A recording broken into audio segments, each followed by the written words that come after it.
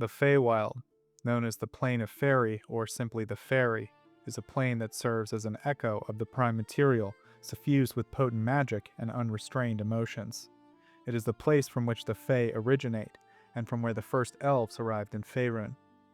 The Feywild is a place of awe-inspiring natural beauty. The plane is always bathed in the twilight of the setting or perhaps rising sun, with lanterns and fireflies providing additional haunting lights. Visitors to the plane find that all sensations, both sensory and emotional, are heightened. Smells are stronger, colors are more vivid, and sounds are clearer, but at the same time shadows are darker and impulses are harder to control. Strong emotions alter the landscape of the Feywild. Despondent travelers leave a trail of wilting flowers in their wake, and carefree animals travel alongside chipper and cheerful individuals. As an echo of the prime material plane, its geography is similar, although not entirely identical to that of Toril, but the natural landscape is markedly more dramatic and beautiful in the Feywild. Mountains stand straighter and sharper, rivers flow clearer and faster, flowers bloom brighter and more fragrantly, and weather manifests in supernatural ways. While most prime locations and landmarks have analogues in the Feywild, sites of civilization in the prime may be so unimportant in the Feywild as to be easily missed, while natural landmarks might be significantly more majestic or extreme. Navigating in the Feywild is further complicated by the fact that distances do not always make logical sense. While two landmarks may be the same distance apart as in the prime when traveling in one direction, they may be inexplicably further or closer on the return trip. Further complicating any visit to the plane is that time does not flow in the same way in the Feywild as on the prime. While any visitor experiences time flowing as normal, more time often passes in the prime, sometimes weeks, months, or years longer than expected, although it's also possible for little or no time to have passed instead. For this reason, leaving the Feywild can have dire consequences. Lost time may suddenly catch up to a mortal, sending them into fits of exhaustion or hunger, or even killing them instantly if many years have passed. At the same time, those with no Fey ancestry may find their memories of time spent in the Feywild becoming hazy or vanishing altogether. Arcane magic runs more freely and powerfully in the Feywild than it does in the Prime, and for this reason, many of its inhabitants and landmarks are suffused with magic. As a consequence of this all-encompassing magic, arcane spells tend to be amplified in power or duration when cast in the Feywild, and at other times they manifest in entirely unexpected ways. Motes of energy that originate in the Feywild manifest as Feywild sparks. These are highly sought after by adventurers who dare to brave the plane's perilous wilderness. The barrier between the Feywild and Toril is believed to be especially weak on the 19th of Chess in the calendar of Harptos. This occasion is celebrated as the holiday of Fey Day in the Faerunian city of Waterdeep.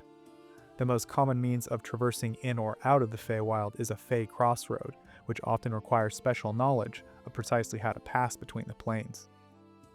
The Feywild is home to unique varieties of plant life, including various fungi that hold supernatural properties. Notable among these are eldercaps, executioner's hoods, and hummingbrellas. Due to its unique relationship with the prime material plane, it occupies an unusual cosmological position. It is said that the Faerie exists as one of the outer planes, coexistent with the prime. This quality allows creatures and Fey beings to pass between the two planes at corresponding geographical locations without needing to traverse the astral plane. The plane of Faerie holds no connection to most transitive planes, including the astral, ethereal, or the plane of shadow. Although much of the Feywild mirrors the prime geographically, the lands themselves answer to different powers than those on Toril. The earliest roots of the Elven and Eladrin civilizations lie here, and remnants of their ancient culture remain scattered across the landscape. While the elves have largely abandoned the Feywild, some Eladrin remain, especially the nobles who maintain strong kingdoms and citadels. Some of the elven cities exist at locations where the barrier between the Feywild and the Prime is especially thin, allowing them to exist in both planes at once.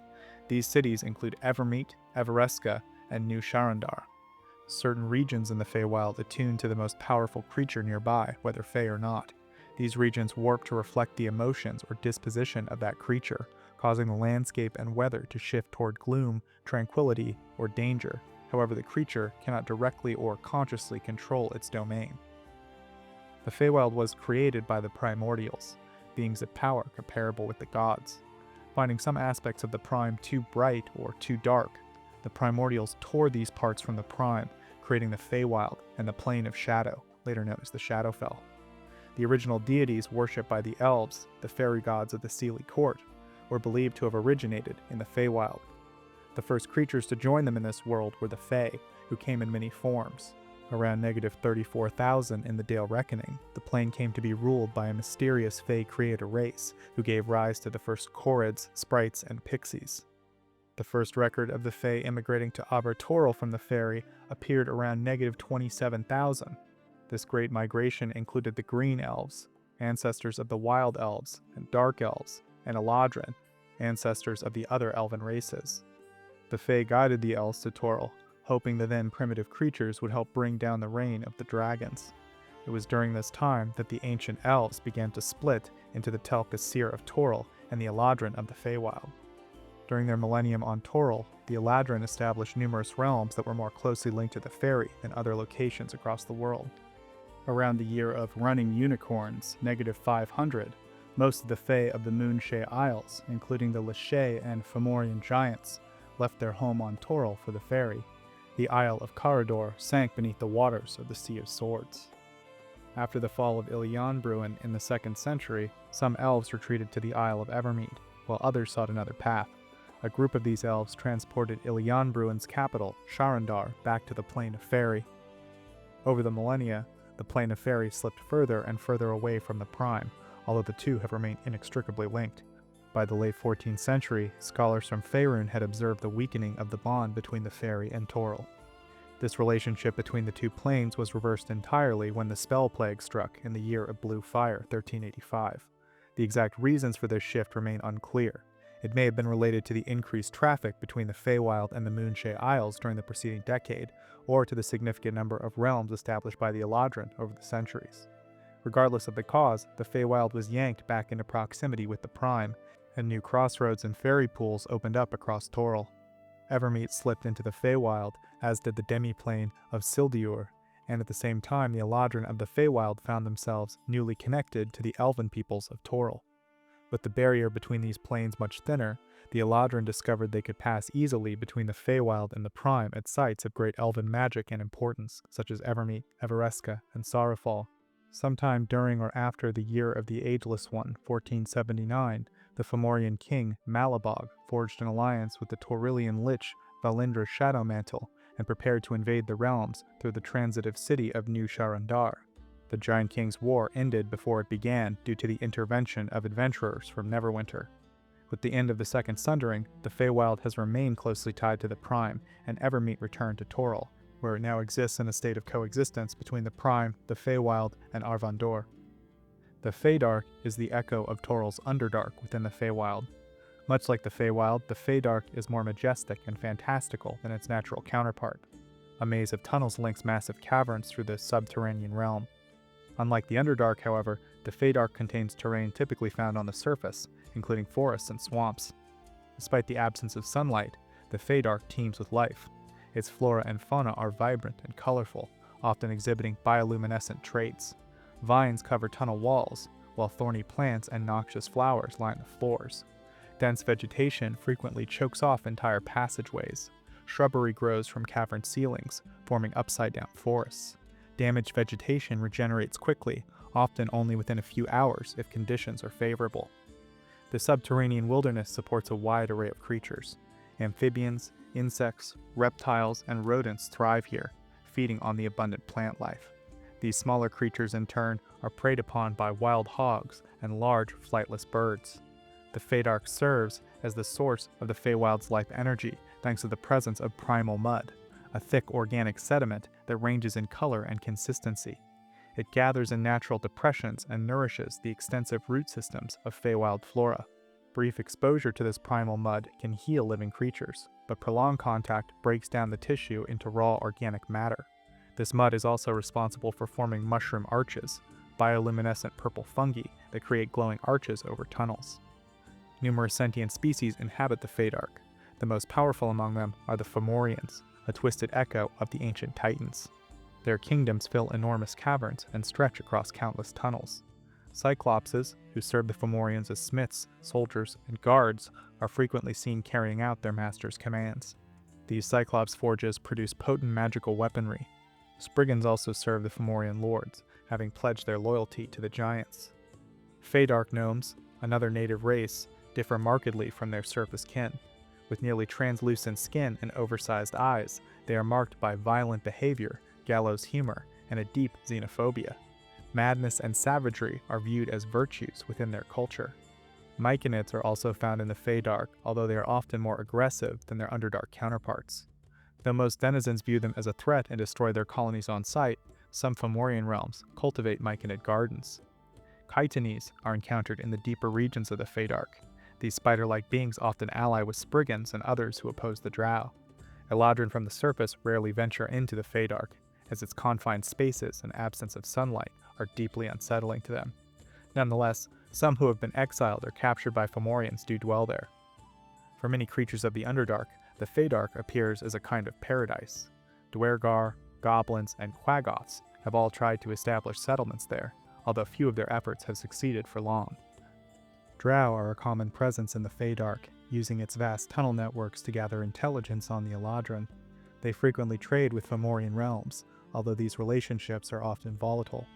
One notable conflict arose when Fomorian lords allied with the House of Flowers, led by Lyria Valthorin, the alleged granddaughter of Corellon himself, and attacked the Drow city of Irith Tal. The Fomorian animosity toward this city stems from the death of the Rose King, Lyria's father, and a powerful archfey who was slain there alongside his army. The Feydark hosts many dangerous creatures: drakes, hydras, shambling mounds, sturges, hooked horrors, troglodytes, vine horrors, and other monstrous beings make their lair in its shadowed depths. Among the most feared are the black, green, and purple dragons that dwell in the vast caverns and hunt along the tunnels. The inhabitants of the Feywild vary in temperament, from kind to malicious, but almost all possess a mischievous streak, and few pause to consider the needs or worries of visitors. While many who dwell in the Faerie live untamed lives, large numbers also gather according to race or political allegiance. Just as the geography mirrors Torils, some of its inhabitants exist as Fey echoes of prime creatures. All manner of Fey species are found within the Feywild. The Lishae are an enigmatic species found among the Feywild's most powerful inhabitants, although the various Archfey are undoubtedly even more powerful. The Fey Eladrin are the beings with the closest thing to a civilization in the Feywild. They descend from the elves who never left the plane and over the millennia have become deeply suffused with its primal magic. Other creatures that dwell within the Feywild include Moonstone, Mirage, and Faerie Dragons. Goblinoids, ogres, giants, and blights inhabit the more sinister regions of the plane. Most, but not all Fey, serve one of the two godlike archfey beings, Titiana, the Summer Queen, or the Queen of Air and Darkness. These two share an ancient and bitter rivalry. Fey who follow Titiana belong to the Seelie court. They are generally good aligned and celebrate the beauty of nature. Seelie Fey are known to be honorable toward visitors, although often mischievous, and do not welcome non-Fey into their court. Those who serve the Queen of Air and Darkness belong to the Unseelie court. They are generally evil-aligned and embody the darker, more macabre aspects of the natural world. Unseelie Fey are typically more dangerous and less trustworthy in their dealings, although they are more likely to welcome non-Fey into their court. The Unseelie court works tirelessly to undermine the Seelie court, sometimes through violence, but more often through games and cruel mischief. The remaining inhabitants of the Feywild either hold no allegiances beyond their own whims or serve another archfey, such as Oberon, Hirsum, or the Prince of Frost. Uglier denizens, such as Fomorians and hags, are generally unwelcome in either the Seelie or Unseelie courts. Fey are creatures native to the Feywild. Many Fey possess supernatural abilities and are deeply connected to nature or to specific mystical forces or locations. The language spoken by the Fey is called Sylvan. Most appear humanoid in shape, although their forms and traits vary greatly across different species. The oldest and darkest legends concerning the Fey trace back to the time of the creator races. Some sages claim that the Lishae, powerful and ancient Fey, were themselves one of these original creator races, placing them among the foundational forces that shaped existence. Since those early times, there have evolved many species of Fey, with connections between them often unclear beyond their shared origin in the Feywild. Despite this, certain patterns and groupings emerge. Some Fae are intrinsically bound to natural landmarks, often serving as guardians or spirits of specific places. These include dryads, hamadryads, nymphs, naiads, nereids, oreads, and fostergrim. Other Fae are born from emotions, manifestations of intense feelings experienced in the highly magical environment of the Feywild. Creatures such as redcaps, meanlocks, boggles, and mites emerge this way, shaped by fear, rage, isolation, or mischief. Hags form another easily recognized group. This category includes onuses, boar hags, sea hags, green hags, shrieking hags, and bog hags. Night hags, while often mistaken for Fae, are in fact fiends and thus belong to a different origin. Another confusing but distinct group is collectively known as sprites. Although sprite is a specific species, the term also refers to a broader category of small, mostly humanoid Fae with insect-like wings or traits. In addition to normal sprites, this group includes sea sprites, shrub sprites, the light makers of Chult, Griggs, Nixies, Pixies, and Atomies. The Winterling, despite being small and winged, are not considered a part of this group, whereas the Sakina and Zahara are, despite lacking the typical features associated with sprites. Another small and varied group consists of gremlins, believed to descend from goblins twisted by Fomorian magic. Members of this group include the Fremlin, Galtreat, Germlane, and Synad. Mites are sometimes counted among their number as well. Many Fae simply defy classification, belonging to no clear group beyond their ties to nature, magic, or emotion. Still, certain species stand out for their influence, power, or cultural importance within the Feywild and beyond. The following is a comprehensive list of creatures primarily found in the Feywild. A blink dog is a mysterious, intelligent canine creature. Most have yellow-brown fur and large ears. They are well known for their supernatural ability to, quote, blink, a form of short-range teleportation, and some can also use the spell Dimension Door. Blink dogs possess keen senses, including low-light vision, dark vision, and an exceptional sense of smell and tracking. Although moderately intelligent, they are capable of communicating in their own language. Blink dogs are known for their indistinctive hatred of displacer beasts, whom they attack on sight. They are favored by deities such as Baravar Cloakshadow, Martha Morduin, and Urogalan. In magical alchemy, the heart of a blink dog serves as a rare alternative component for casting Mordenkainen's faithful hound. Boggarts, sometimes referred to as boggies, are the immature form of will-o-wisps and possess shape-shifting abilities that allow them to take the form of small humanoids.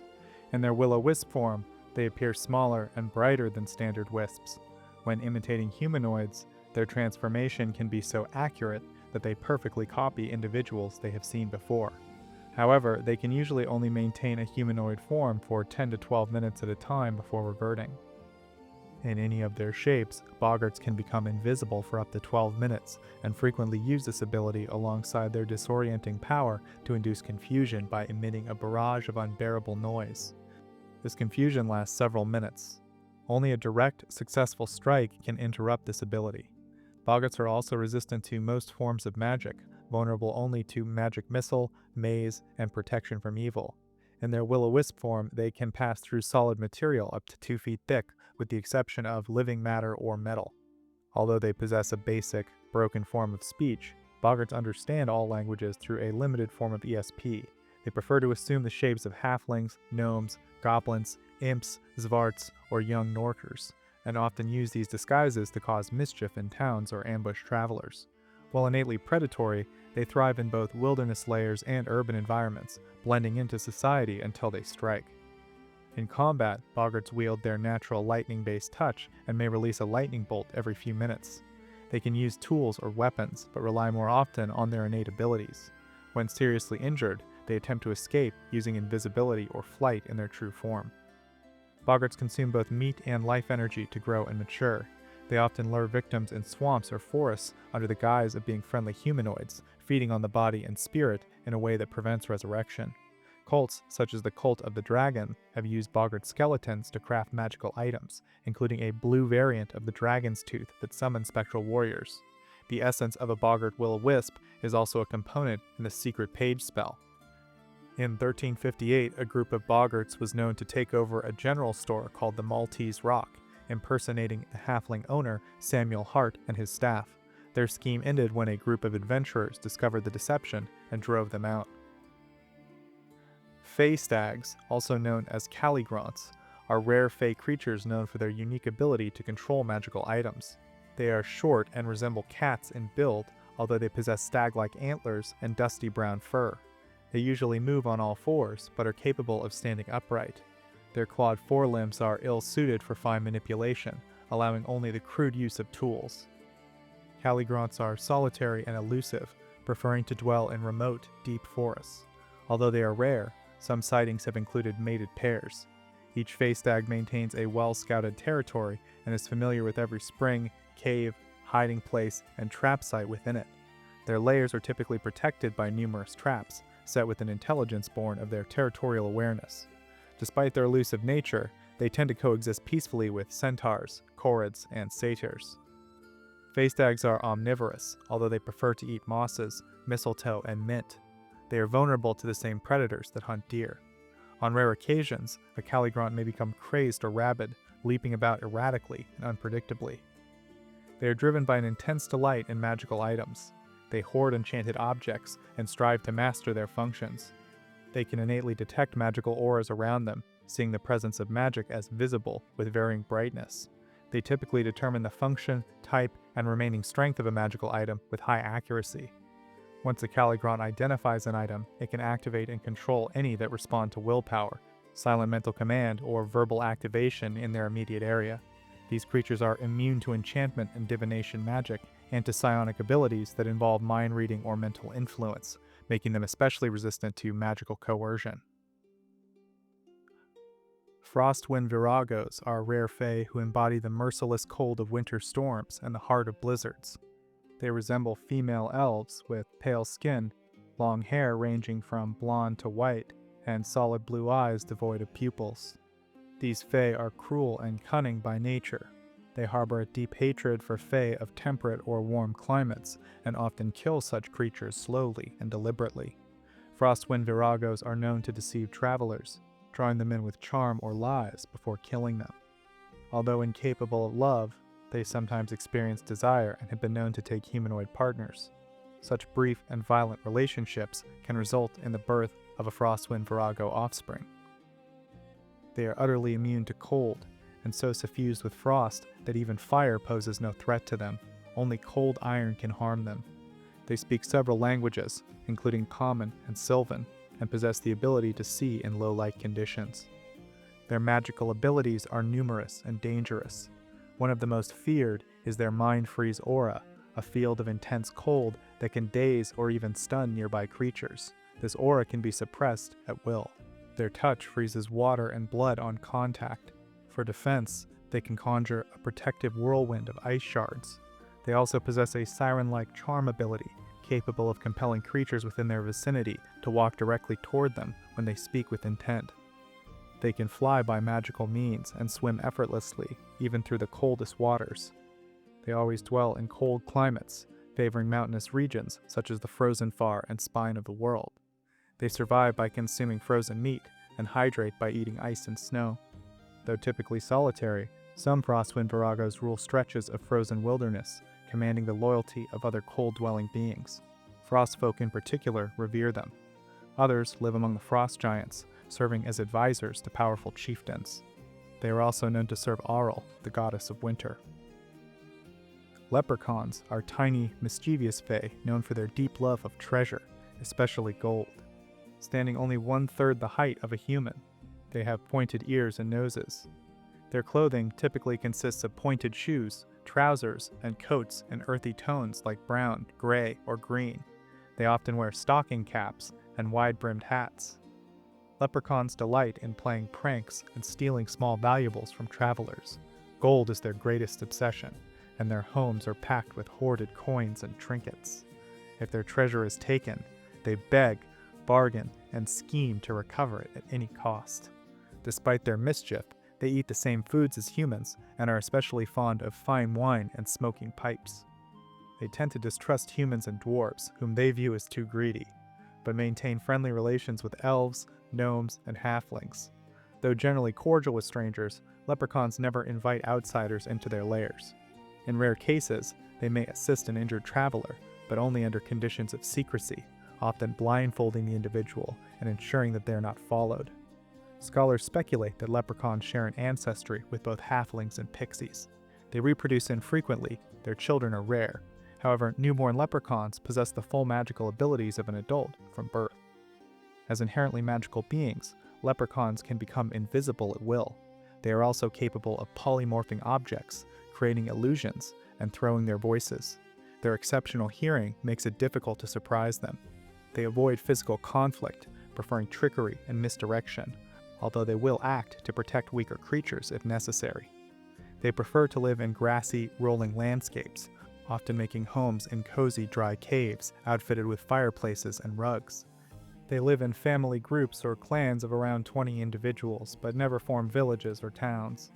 Celebrations occur during transitional times, dusk, dawn, solstices, equinoxes, and often near shorelines, all considered sacred boundaries in their leprechaun culture. In the Forgotten Realms, leprechauns are found in regions such as the Forest of Tethir, the Forest of Myr, the High Forest, and the Moonshae Isles, particularly the Myrloch Vale. They speak the Sylvan language and use a personal name followed by a clan name. Their patron deity is Squalice, the court jester of the Seelie Court, who embodies their whimsical and cunning spirit. Among notable leprechauns in Faerun is Freddie McCruger, who turned evil after donning a helm of opposite alignment, and Red, a 14th century wizard who was polymorphed into a leprechaun and chose to remain in that form to pursue gold. Rumors persist that leprechauns can grant wishes like genies, but only to recover stolen treasure. They are said to offer 3 wishes, but claim to grant a 4th. If accepted, the granted wishes are undone, and the wisher is teleported away, never able to find the leprechaun again. Clurichauns are tiny fae closely related to leprechauns. They are similar in height and features and dress in the garb of innkeepers. Though small, they possess several innate magical abilities. They can telekinetically control up to 10 gallons of liquid, create water or wine as if by spell, and once per day they can fashion a double of themselves from wine. Clurichauns are always chaotic in nature. Roughly half are chaotic neutral, a quarter chaotic evil, and a quarter chaotic good. Regardless of alignment, they are known as mean drunks, often smashing glassware, harassing animals, and creating disorder wherever they dwell. In combat, Clurichauns wield tiny daggers if necessary, although they prefer to weaponize liquid. They can force wine or water to surge from containers with the pressure and force of a decanter of endless water, using it to knock over and harass their foes. They make their homes in wine cellars of inns or taverns, where they sustain themselves entirely on wine, consuming about 1 bottle per week. They generally do not drink to excess, although exceptions exist. Fine vintages are especially prized by them. Good aligned Clurichauns may assist innkeepers by maintaining their cellar, tightening spigots, and keeping things clean. Evil aligned ones, by contrast, may consume an entire stockpile of wine and ruin a business. They do not hoard treasure, but they often know the locations of hidden caches or possess rumors about them. If treated rudely or interrogated, they tend to omit important details, especially the presence of traps or guardians. Brownies are humanoid fae, standing about 1/3 as tall as a normal human. They have brown hair, bright blue eyes, and favor brightly colored garments of linen or wool, often decorated with gold. Distantly related to Killmoulis, brownies are peaceful and friendly, but intensely shy. They are particularly fascinated by farm life and rural settings. Despite their tendency to steal small amounts of food, brownies are honest by nature and feel compelled to repay farmers through secret good deeds. They might milk a cow or repair tools during the night, always ensuring their presence remains hidden. Their culture values secrecy and humility, and they take offense when their existence is boasted about, often leaving a home in such cases. Brownies possess innate magical abilities, commonly used for misdirection or distraction. They can cast spells such as Confusion, Continual Light, Dancing Lights, Dimension Door, Mirror Image, Protection from Evil, and Ventriloquism. They also have the ability to blend in with their surroundings and become invisible. Their sharp senses make it nearly impossible to surprise them. They rarely carry weapons, preferring to avoid violence entirely. If forced into combat, a brownie may use a short sword, but only if escape or magic is not an option.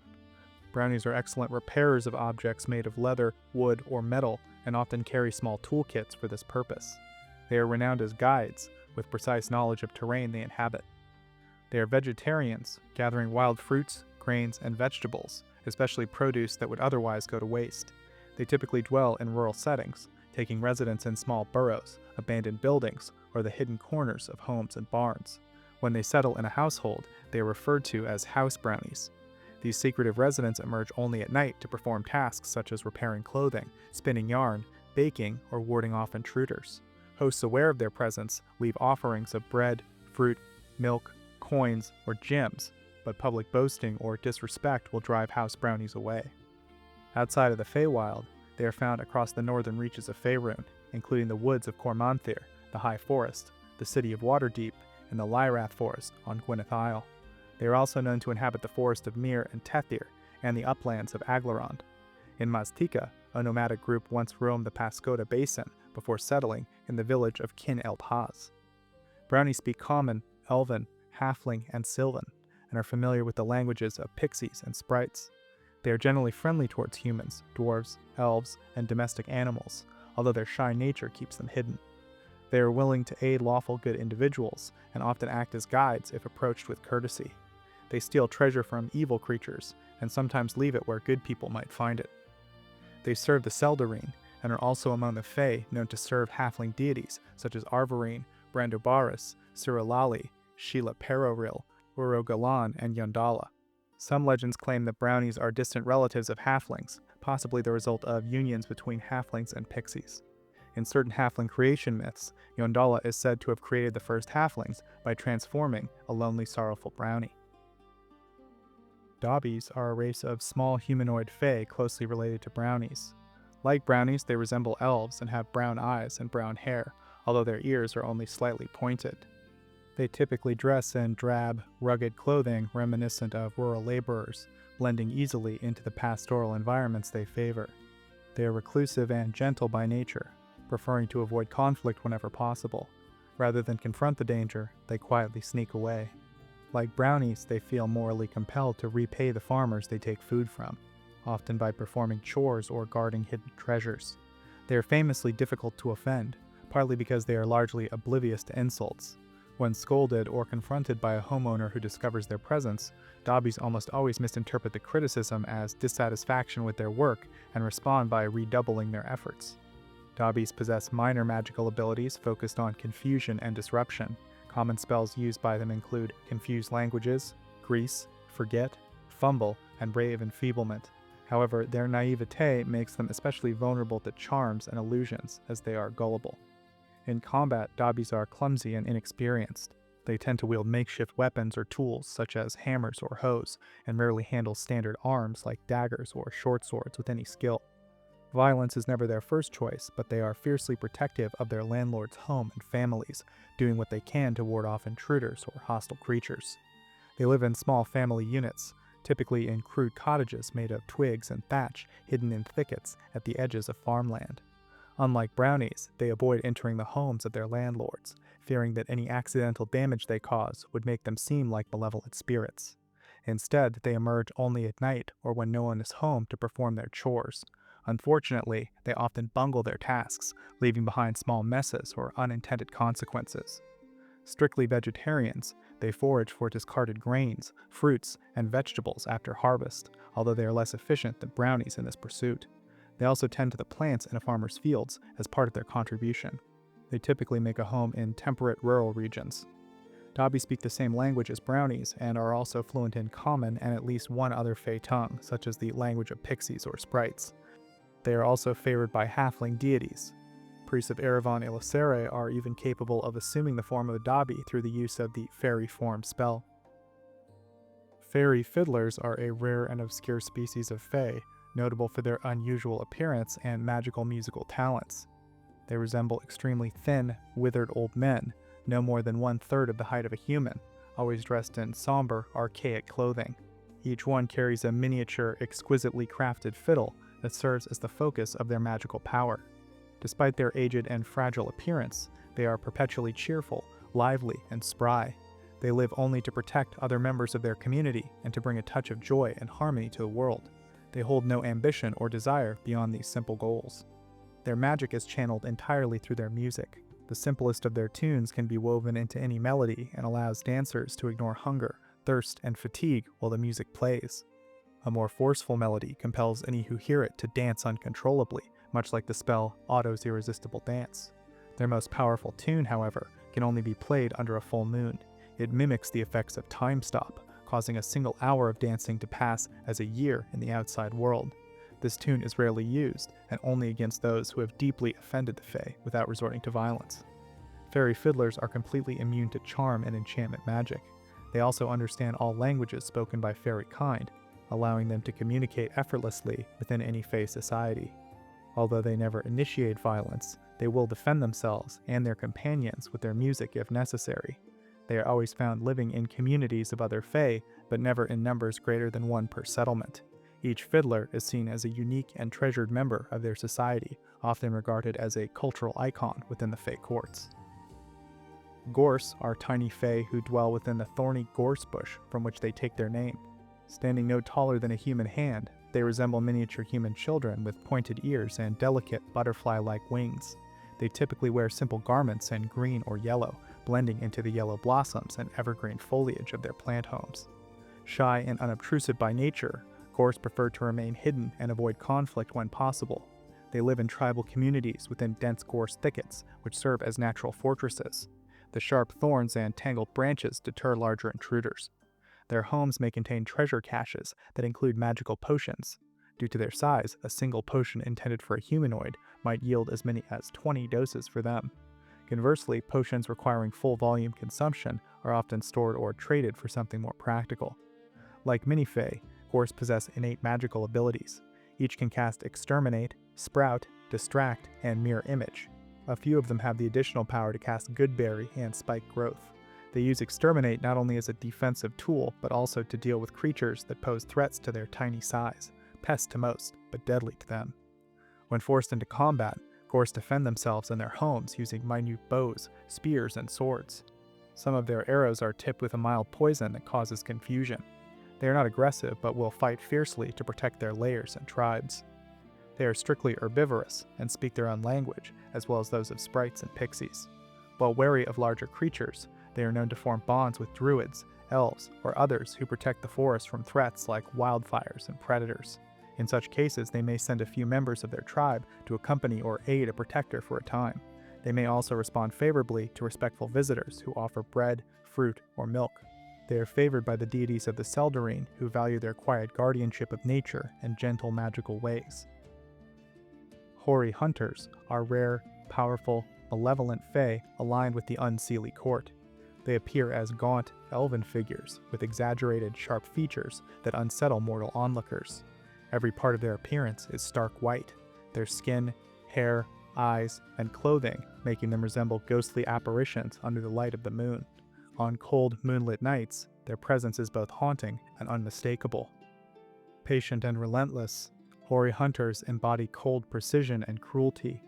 Once they select a target, they pursue it with supernatural resolve. If their prey escapes, they return on the next moonlit, freezing night, now accompanied by another hunter. This pattern continues, the number of hunters increasing each time, until 5 nights have passed where the prey is captured. Only after 5 such failed hunts do they abandon their pursuit. They are known to track quarry across worlds, never forgetting those marked for capture. They are extremely difficult to harm. Cold-based attacks have little effect on them, and they possess strong resistance to most forms of magic. Each one wields an enchanted longsword, the hilt of which contains a white diamond. When they deliver a killing blow, the victim's body is not destroyed, but instead transported into the gem. Their magical prowess is immense. At will, they can cast Discern Location, True Strike, Fog Cloud, Hold Monster, and Plane Shift. They may also cast Dimensional Anchor, Dominate Monster, and Greater Dispelling. They can unleash Mordenkainen's Disjunction and use Contingent Recall and Resurrection, a failsafe that causes them to revive in the Unseelie court if slain while on a hunt. This renders them functionally immortal during a pursuit. Hoary Hunters never travel on foot. They ride magical flying horses known as Hoary Steeds, which are bound to them and utterly loyal. Hunters usually travel alone or in small groups of up to 5. When they capture their prey, they return with the victim to the Unseelie court. where the unfortunate soul is enslaved. These Fae are some of the most dangerous agents of the Unseelie court, combining magic, martial skill, and unyielding resolve in service of cruel and ancient purposes. Hybsils are small, elusive Fae native to the forests and plains of Faerun, appearing as a cross between pixies and small antelope. Their bodies resemble miniature deer rather than horses like a centaur, and range in color from dark gray and brown to beige and copper, often marked with spots or stripes. Males grow large, forking antlers that molt in winter and regrow in spring, while females have smaller, sometimes spiraled antlers. They have elegant, pointed ears with tufts of hair at the tips. Known for their deep connection to nature, Hybsils live in small, reclusive tribes ranging from 20 to 80 members, although they rarely exceed 50. They are honorable, responsible, and more earnest than many of their Fae kin. While shy and xenophobic due to frequent hunting, some tribes maintain distant friendships with nearby humans, gnomes, and elves. They are especially hostile towards gnolls and dislike ogres and bugbears. Hybsils can be found in many woodlands throughout Faerun, including the High Forest, the Border Forest, Misty Forest, Reaching Woods, Trollbark Forest, and the Nunwood. Hybsil society is divided into distinct roles by gender. Males serve as hunters, defenders, and gatherers, upholding the virtue of daring. They are expected to strike boldly and retreat with speed. Females raise children, tend to the sick, preserve oral traditions, and serve as keepers of memory and vengeance, tasked with upholding the virtue of vengeance. Elders, respected for their wisdom, are entrusted with managing oaths and debts, representing the virtue of obligation. In combat, Hybsils prefer ambush tactics and ranged attacks. They wield daggers, short swords, and short bows, often coated in a potent sleep-inducing poison made from rare plants, possibly shared by pixies. Though they lack the ability to turn invisible like pixies, they can see invisibility at will. Many cast druidic or arcane spells, using abilities like Mirror Image, which they employ to feign greater numbers in battle. They avoid close combat unless honor compels them to engage directly. They are herbivorous, feeding on fruits, berries, and roots. Due to being frequently hunted for their antlers, highly prized by alchemists and wizards, they are wary of outsiders. While molted antlers are just as potent, some, like the Gentarine, demand scalp specimens. Black market prices for their antlers can range from 1 to 100 gold pieces, depending on the quality. Hybsils speak Sylvan and other common Fae tongues, and often serve nature deities. Many are trained as druids, rangers, rogues, or even sorcerers, and their clerics follow the domains of nature, luck, and trickery. Despite the dangers they face, Hybsils remain fiercely loyal to their kin, their forest homes, and the ancient traditions that bind their people together. Killoren are an uncommon and relatively recent race of Fae. Their origin is uncertain, whether born of divine creation or spontaneously generated by the plane itself. Deeply attuned to the natural world, they embody nature's force in 3 aspects: the ancient, the destroyer, and the hunter. Each day, a Killoren can choose which aspect to manifest, allowing them to draw from different strengths. The ancient grants deep understanding of the natural world. The destroyer increases their power to harm their enemies, and the hunter sharpens their senses and awareness. Physically, Killoren resemble half-elves, standing around the height of a humanoid with slender limbs and typical weight. Their skin ranges from green to tan and bears a texture similar to a leaf. Their hair and eyes shift in color depending on their emotional state and the aspect that they are currently embodying. Killoren are naturally immune to charm, hold, and sleep effects, but they are sensitive to cold iron. Weapons made of cold iron are painful for them to wield and put them at a disadvantage, making such materials anathema to their kind. They do not form kingdoms and live in scattered, modest settlements that harmonize with the surrounding environment. They reject the idea of land ownership, believing that all land belongs to nature itself. Their communities are typically governed by councils of druids or wizards and are found in a wide range of climates. Their language is largely unknown outside their kind, and only a few words have ever been learned by others. Though reclusive, some Killoren have been known to work alongside others in defense of nature. Several were known to serve the half-elf druid Cherith in the Fortress of Old Man. Korred, also known as the Dancing Folk, are small goat-legged Fae with a deep and mystical bond to the earth. They possess humanoid torsos with dense, wild hair and beards that grow in every direction. Their lower halves resemble that of a goat. Because their profiles are similar, it is difficult to distinguish them by sex. They typically wear little more than rugged leather breeches and are fiercely proud of their hair, which holds potent magical properties. Their magical hair can be animated and manipulated at will, and any attempt to cut it transforms it into the material of the shears used, an act considered a grave offense. Korred hair can be woven into ropes or nets capable of entangling foes, and many leave such traps around their glens rather than guard their homes directly. In battle, they use their hair, hurl boulders, and wield oaken cudgels or enchanted iron spears, which also serve to trim their own hair. Korred are formidable spellcasters, often calling upon magic tied to the earth. They commonly use Conjure Elemental, meld into stone, Stone Shape, and Otto's Irresistible Dance, the latter being both a weapon and a rite. Korred are carefree, boisterous, and reclusive beings who value nature, freedom, and celebration. They live in scattered woodland clans, usually within hilly forests or the Feywild, and prefer a vegetarian diet, although they do hunt when necessary, using their hair or earth magic to catch game.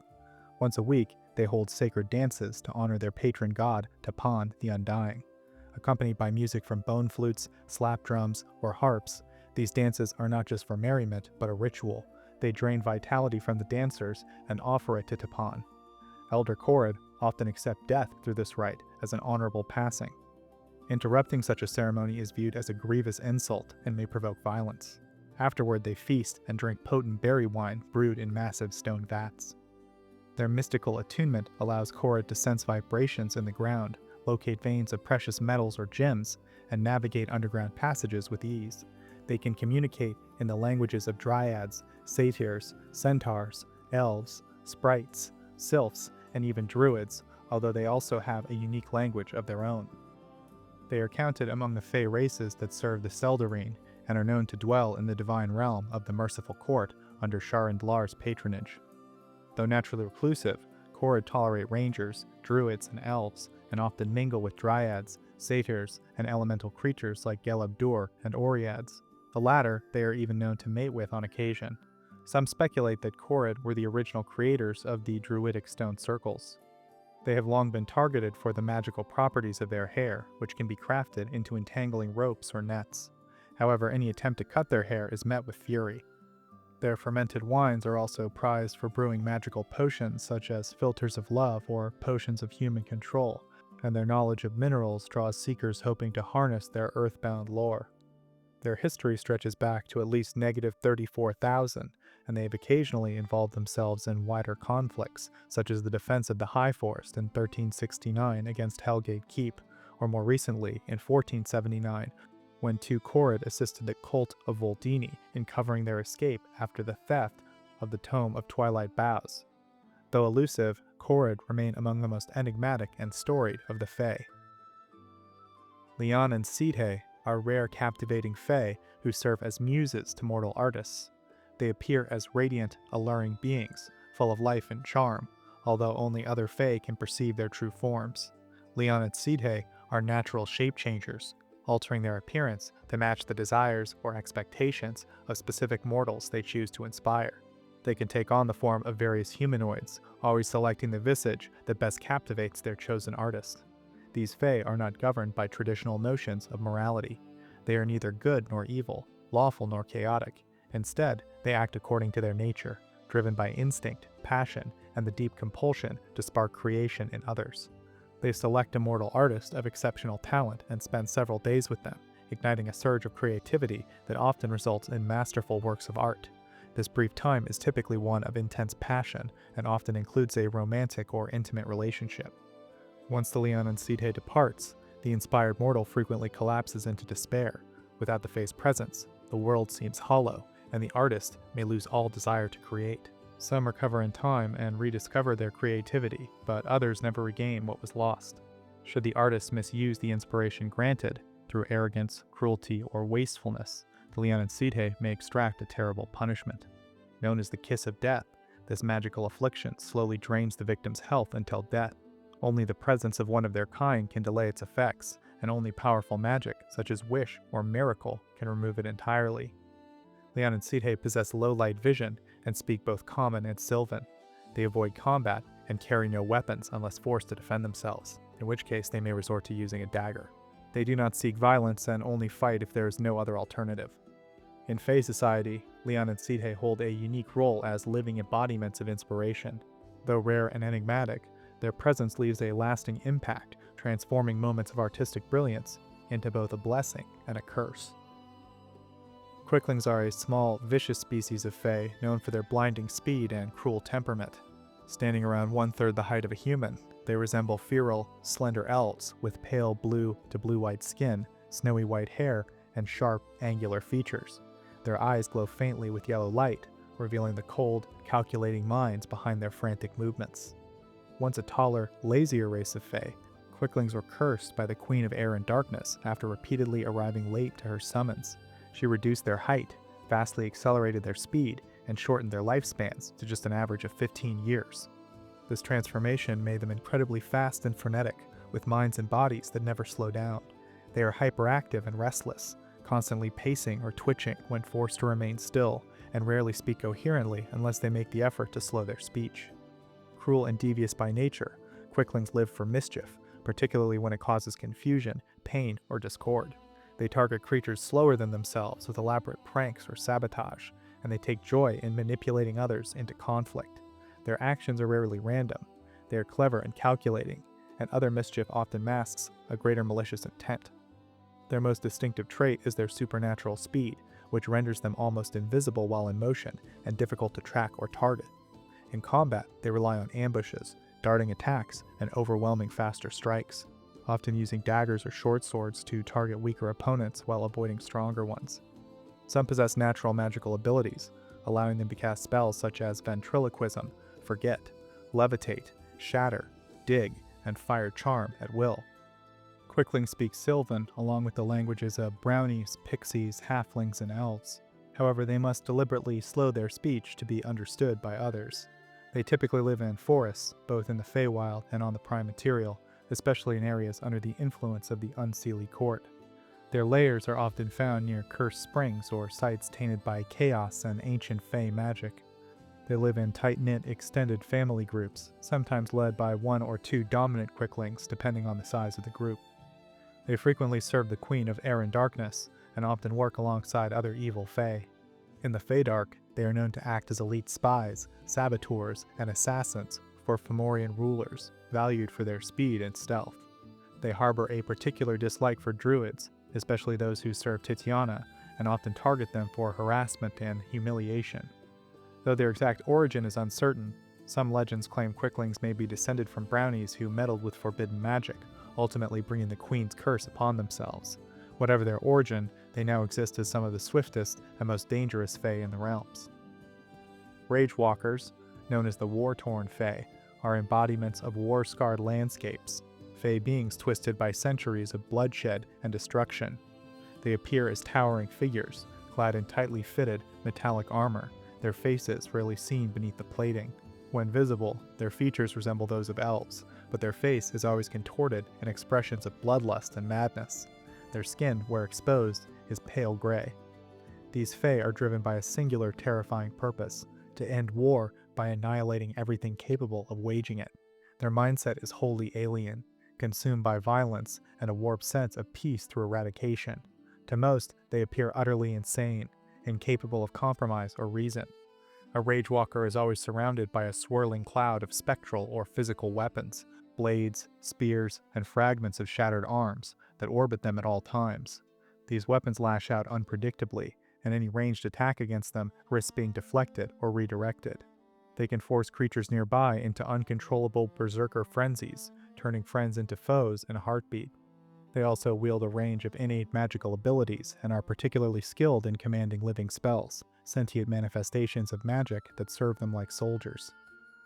Though constantly armored, Ragewalkers show no fatigue or discomfort. They move and fight without any hindrance.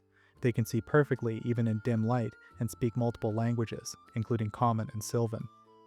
They are born from the land itself, manifestations of nature's fury at the ruin of war. They arise from places ravaged by prolonged conflict, appearing either alone or in small coordinated bands. Despite their own formidable might, they often prefer to incite fighting in others, turning conflict inward on itself until nothing remains. They are frequently encountered in the ruins of ancient Netherese strongholds and battlefields stained by historic conflicts, such as the Orkgate Wars and the Crown Wars. Wherever war once raged unchecked, Ragewalkers may still linger, waiting to punish those who would raise arms again. Rusalkas are rare and hauntingly beautiful female fae who dwell in cold lakes, rivers, and streams, bound mystically to the waters they call home. Their appearance is striking, pale-skinned, with long hair that shimmers with green and golden hues, and vivid red lips. They typically wear nothing more than a sheer shawl or gown, although some may go unclothed, seemingly unfazed by the chill of their environment. Rare exceptions have been seen in more martial forms, armored and hardened, but most appear as graceful, alluring spirits of the water. Every Rusalka is bound to a specific body of water, a pond, lake, river, or stream. She can wander some distance from her watery home, but if she strays too far, she begins to suffocate in the open air and must return to the water to breathe again. Within her home waters, however, she moves with absolute grace and is extremely difficult to track or capture. In any body of water, she is a masterful swimmer and expert at concealment. Their most well-known and feared trait is their song, a mesmerizing melody capable of drawing mortals toward them. A chosen listener within earshot who fails to resist the enchantment will be compelled to approach the Rusalka, walking directly toward her, even through danger. If they reach her side, they fall under a deeper charm, surrendering entirely to her will. If the enchantment fails or is resisted, the victim becomes immune to it for a day. While Rusalkas avoid combat, preferring to lure rather than to fight, they may carry a simple dagger for self-defense. If threatened, they flee into their water and vanish beneath the surface, evading pursuit with ease. A malevolent Rusalka may lure victims into deep or fast-moving water, where the current finishes what she began. Some use their power cruelly, delighting in drowning mortals. Others, moved by loneliness, use their magic to grant water breathing and invite others to join them in the depths for a time. These relationships rarely last. Eventually, the Rusalka recognizes that her mortal companion cannot remain beneath the surface forever. She releases them from her charm or denies them further water breathing, forcing them to leave. Despite the intimacy they may share, the ending is always bittersweet. Though tales abound of Rusalkas being spirits of drowned women, they are not ghosts, but true fae spirits of the water. Most live in isolation, solitary guardians and seductresses of their chosen lake or stream. Occasionally, however, they gather into coveys, small groups of 3 to 6 Rusalkas, with mysterious, sometimes dangerous intent. Found mostly in colder regions, Rusalkas are especially associated with Rashomon, particularly Lake Ashane and the fabled White Rusalka Vale along its shores. This area is said to be a dead magic zone for all but the Rashemi witches and the Rusalkas who reside there. Satyrs, also called fauns or the free folk, are fae creatures known for their boundless passion for music, dance, revelry, and indulgence. They appear as humanoid men with the lower bodies of goats, fur-covered legs ending in cloven hooves, and goat-like horns of various shapes, from small nubs to grand curling spirals. Their heads are typically crowned with thick, wild curls, and they wear beards of equally unruly nature. Young satyrs often keep their hair short, while the older ones are allowed to grow it freely. They are exclusively a male race. No naturally born female satyr is known to exist. To reproduce, they mate with other fae, such as dryads, nymphs, and oreads. They also share the dryads' fondness for human women. The offspring of such unions are usually half-fae humans rather than true satyrs. Driven by an insatiable curiosity and pleasure-seeking urge, satyrs care little for consequence or restraint. They follow their desires wherever they lead, often dragging others along in their escapades. Their presence guarantees celebration, and they enthusiastically join in any festival or holiday, regardless of its purpose. Satyrs commonly roam the forests, especially those tied to elven lands, and are steeped in local superstitions, for instance, believing that seeing a dragon in the rain brings luck. In combat, satyrs are far from defenseless. They wield short swords and bows with skill, but their most iconic weapon is a set of enchanted panpipes. These magical instruments can charm enemies, frighten them, or lull them into a magical slumber. However, other satyrs are immune to these effects. When pressed into melee and deprived of weapons, they will use their horns to ram opponents. Satyrs often serve as messengers or agents of nature-aligned deities such as Erevan Ilisere, Sylvanas, and Sune. They revere beauty, joy, and nature, aligning naturally with such divine patrons. They are also known to serve unicorns when one resides in their forest, showing deep respect for the purity and mysticism of these noble creatures. Satyrs live for the moment, reveling in music, wine, and flesh. They are carefree, wild, and sometimes troublesome, but their joy is infectious, and their revels are legendary. Sirines are aquatic fae known for their beauty, joyfulness, and love of music and dance. They appear much like human women, although their skin may have a faint yellow or greenish hue, and their hair ranges from natural human tones to silver or deep green. They are enchanting figures, often seen singing or swimming playfully near shorelines or reefs. Though social and lighthearted by nature, Sirines are wary of deeper attachments. They may briefly interact with travelers, singing, laughing, and even flirting, but they rarely invite anyone into their homes or reveal where they dwell. Their behavior is whimsical, fleeting, and often tinged with mischief. In conflict, they prefer to avoid violence. They rely on their fae abilities to confuse or dissuade attackers. They can charm others effortlessly and possess a magical touch that can drastically reduce their victim's intelligence. This mental dulling persists until removed by magic or until a Sirene reverses it with a second touch. A few Sirines are trained with ranged weapons such as bows, slings, or javelins, sometimes even magical ones, but they tend to use such tools sparingly, favoring retreat over confrontation. Sirines are found in coastal waters, lakes, and ocean shallows. In the Sea of Fallen Stars, they are common near Thesk and Altumble. Some dwell near the Moon Sea or the Sea of Swords. Rare families live inland, deep within the mountains of Volar, where they share territory with storm giants. Despite their carefree demeanor, they are not to be underestimated. Their beauty hides potent magic, and while their laughter may be genuine, it can just as easily precede an enchantment. Sylphs are delicate, ethereal fae closely tied to the elemental plane of air, though they are also found in remote and enchanted regions of the material plane. They resemble small, graceful women with translucent, brightly colored dragonfly-like wings. Their hair ranges from common tones to vibrant hues of blue, purple, or green, and they favor airy, flowing garments made of silk or mist, often adorned with bright jewelry. Naturally curious and peaceful, sylphs are passive by temperament, choosing to flee rather than fight when threatened, unless their adventurous streak leads them to linger. They enjoy travel, often alone, drawn by beauty, wonder, or whim. Though generally reclusive, they may occasionally befriend mortals, offering aid in exchange for favors. They tend to associate more freely with other fae, especially dryads and nymphs, and may act as messengers for the Queen of Fairies or servants of the air Arco-Mental Chan. Sylphs are an all-female race and reproduce by mating with other humanoids, commonly elves, though some take on human or halfling partners. They lay eggs about 3 months after conception, and the eggs hatch after another 6 months. During that time, a sylph will usually summon an air elemental to protect the egg. Sylph children mature at a pace similar to humans, but retain a youthful appearance their entire lives. By the age of 5, a sylph begins to manifest innate magical abilities, including the power to turn invisible at will. Around age 10, they develop the ability to levitate and fly, although technically their wings only provide thrust, not lift, and if their wings are injured, they are limited to gliding and hovering. Sylphs avoid physical combat and rely instead on their magic, particularly spells related to air and wind. They are capable of turning invisible and summoning air elementals, and when enraged, some even call down thunderstorms. They are solitary by nature, dwelling in elaborately crafted retreats high in the mountains or tall trees. Their homes are filled with fine items, silks, gemstones, magical trinkets, and they reflect their refined tastes. Though typically isolated, sylphs gather every 28 years in a great festival to exchange news, renew friendship, and welcome new members. On the Prime Material, sylphs are most commonly found in the Moonshae Isles, especially Mirlock Vale, and in the forests of Kormanthor. They are said to have once lived in the fabled Cloudlands, and are among the few fae known to reside in the Merciful Court, the divine realm of Sharindlar.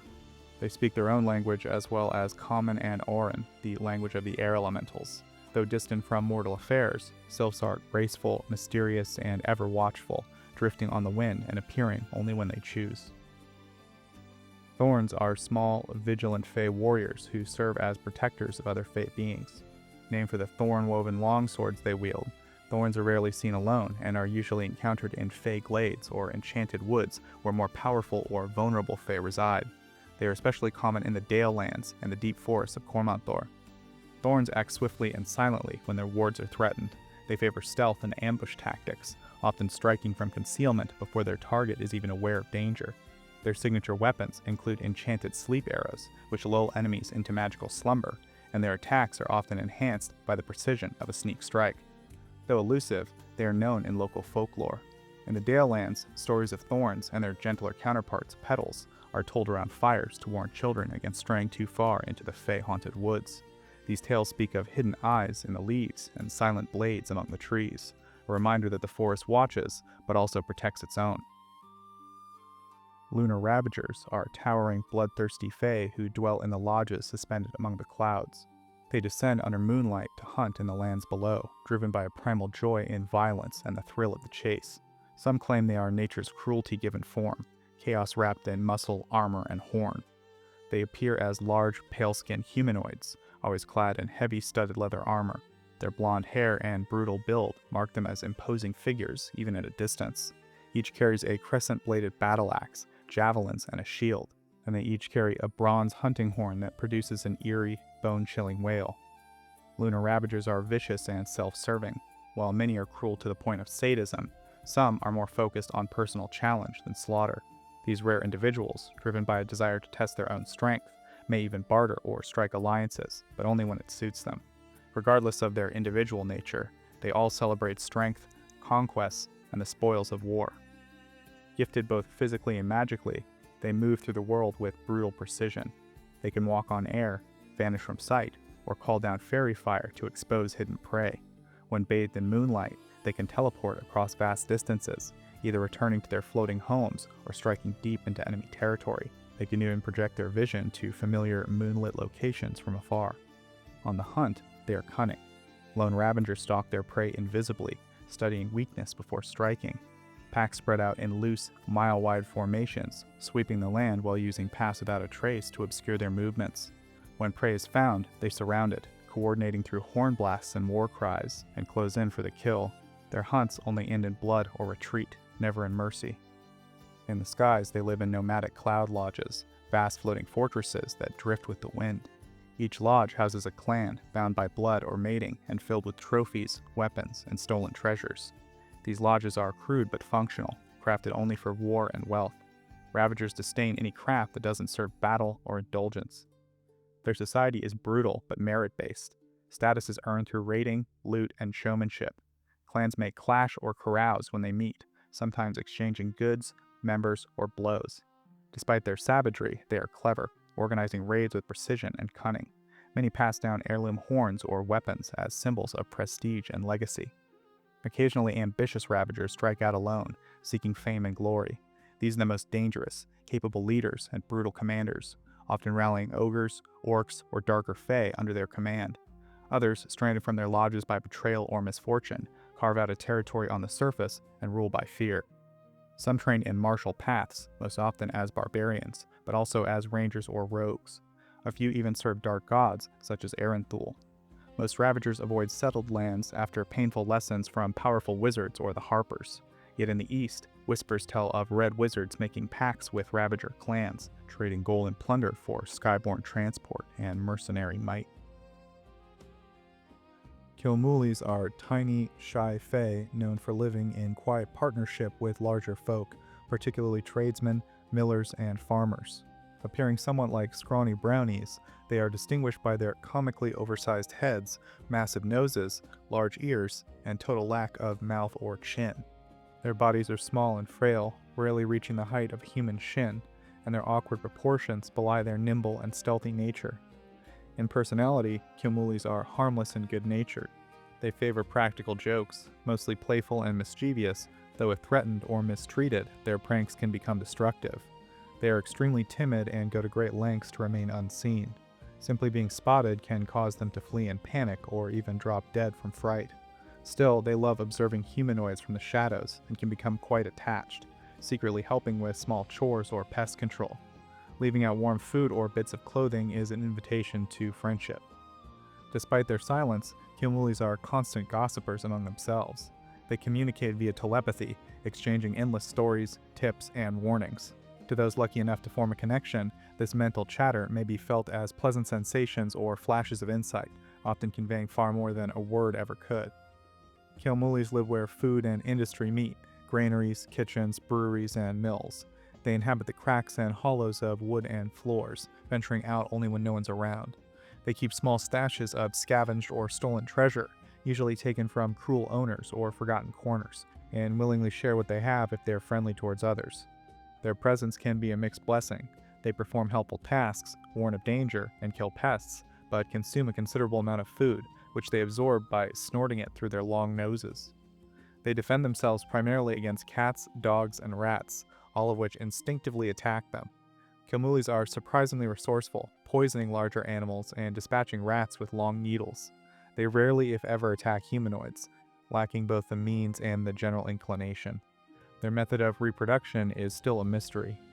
Lacking any visible means of reproduction, scholars theorize they must produce sexually somehow, but no confirmed sighting of Killmouli children have ever been recorded. Most believe that Killmoulis are related to brownies, sharing many of the traits and temperaments. They revere Cowamhin, the fairy god of stealth and protection, and are favored creatures of Sheila Periroyal, the halfling goddess of nature and harmony. Their presence in certain establishments, such as the Misty Beard Tavern in the late 14th century, is considered a mark of luck and a sign of guardianship. Winterlings are cruel and mischievous fae that inhabit frigid mountains and hills, thriving in isolation and cold. Small and sharp-featured, they resemble diminutive elves with icy white skin and hair and piercing eyes in shades of blue or violet. Their wings are jagged and crystalline, appearing as though shattered ice, yet fully functional, allowing them to fly with surprising grace. They wear no clothing, regardless of temperature, although some decorate themselves with jewelry. These fae take pleasure in dangerous pranks, snuffing out campfires, triggering avalanches, and otherwise tormenting travelers who stray too close to their territory. Their tricks are rarely meant to amuse. They are intended to harm, frighten, or drive intruders away. They are completely immune to cold and can see clearly even in the dimmest light. They speak both Elven and Sylvan, and like many of their kind, they possess innate magical talents. They can cast spells such as Chill Metal, Fog Cloud, Gust of Wind, Quench, Sleet Storm, and Warp Wood. They live in small, secretive tribes, often inhabiting regions so perilous that locals believe them haunted. Occasionally, they form uneasy alliances with druids, usually not for nobler purposes, but rather to ward off civilization. These partnerships are aimed at preserving the wild and hostile nature of the Winterling's chosen domains, and those who violate the balance or wander too close may find themselves at the mercy of the Fae's lethal sense of humor. Yuki-on-na are malevolent spectral fae native to the frigid reaches of Karatur, particularly in the northern province of Kozakura. They take the form of hauntingly beautiful women clad in snow-white robes that seem to drift around them with a life of their own, even in still air. Despite their graceful appearance, they are cruel and merciless predators, driven by an enduring hatred of humanity. These creatures are solitary and territorial, haunting remote mountain valleys and evergreen forests where snow blankets the ground year-round. They emerge during storms, using blizzards as cover to ambush travelers. Their snowy robes blend with the storm, rendering them nearly invisible in the swirling white. If a victim locks eyes with a Yuki-on-na, they become paralyzed, helpless against the creature's deadly approach. They do not wield weapons. A mere touch from one is enough to harm a humanoid with cold or disorient them. Once per day, they can rob a person of all sense of direction, leaving them lost and confused for around 2/3 of a day. Yuki-on-na are all female and can live for centuries. When one nears the end of her life, she enters a stasis-like state, gradually turning to solid ice. Her body then splits into 2 or 3 shards, each of which becomes a new Yuki-on-na. However, if struck while in this dormant state, the transformation is disrupted, and the creature dies permanently in a burst of ice crystals. They possess potent magical abilities, able to disguise themselves, read thoughts, understand any language, and draw upon ancient memories through innate magic. They are immune to all forms of cold and cold-based spells, but are highly vulnerable to fire. Their origins trace back to Leanan Sidhe, a concubine who murdered the imperial family of Kozakura out of jealousy. As punishment, the celestial bureaucracy transformed her into the first Yuki-on-na and banished her to the north, cursed to forever prey on mortals in the snow. Though typically solitary, newly formed Yuki-on-na may briefly hunt in small groups before splitting apart. They do not collect treasure and have no interest in material wealth. They are carnivorous and prefer freshly killed humanoid flesh above all else. They rarely stray beyond the immediate territory surrounding their lairs. Their lairs are often hidden caves or sheltered groves high in the mountains or deep in frozen forests. Though they despise humans, they tolerate the presence of other creatures such as Hengyokai or Kala, so long as their territory is not violated. Occasionally, sightings of Yuki-on-na have been reported outside Karatur, particularly in the harsh climates of the Horde lands and its mountain ranges. Ruin Chanters are somber, solitary fae that dwell in the crumbling remnants of long-dead civilizations. Emaciated in appearance, they resemble gaunt humanoids, clad in ragged, earth-toned clothing, scarves, cloaks, and goggles shielding them from the ever-present dust of their domain. Their silvery hair hangs like cobwebs over tan or gray skin, and their pitch-black eyes reflect no light or warmth. These fae are the embodiment of decay and forgotten glory. They wander ruined cities and abandoned strongholds, singing mournful ballads of lost greatness and whispering dirges into the rubble. Deeply attached to the ruins they inhabit, they show no interest in the outside world and respond with hostility to any who enter their territory for greed or desecration. Only those who come to restore, preserve, or live humbly are tolerated. They possess a number of innate magical abilities. Immune to poison and disease, but vulnerable to cold iron, they can fly silently despite lacking wings. Their signature power lies in their curses, touches, or words that age a victim's body or mind. A bodily curse saps strength and vitality, leaving the victim hunched, pale, and weakened. A mental curse blurs memory and judgment, casting the victim into a fog of temporary confusion and forgetfulness. Ruin Chanters can also summon ruin elementals, monstrous beings forged from the remnants of shattered architecture and collapsed towers.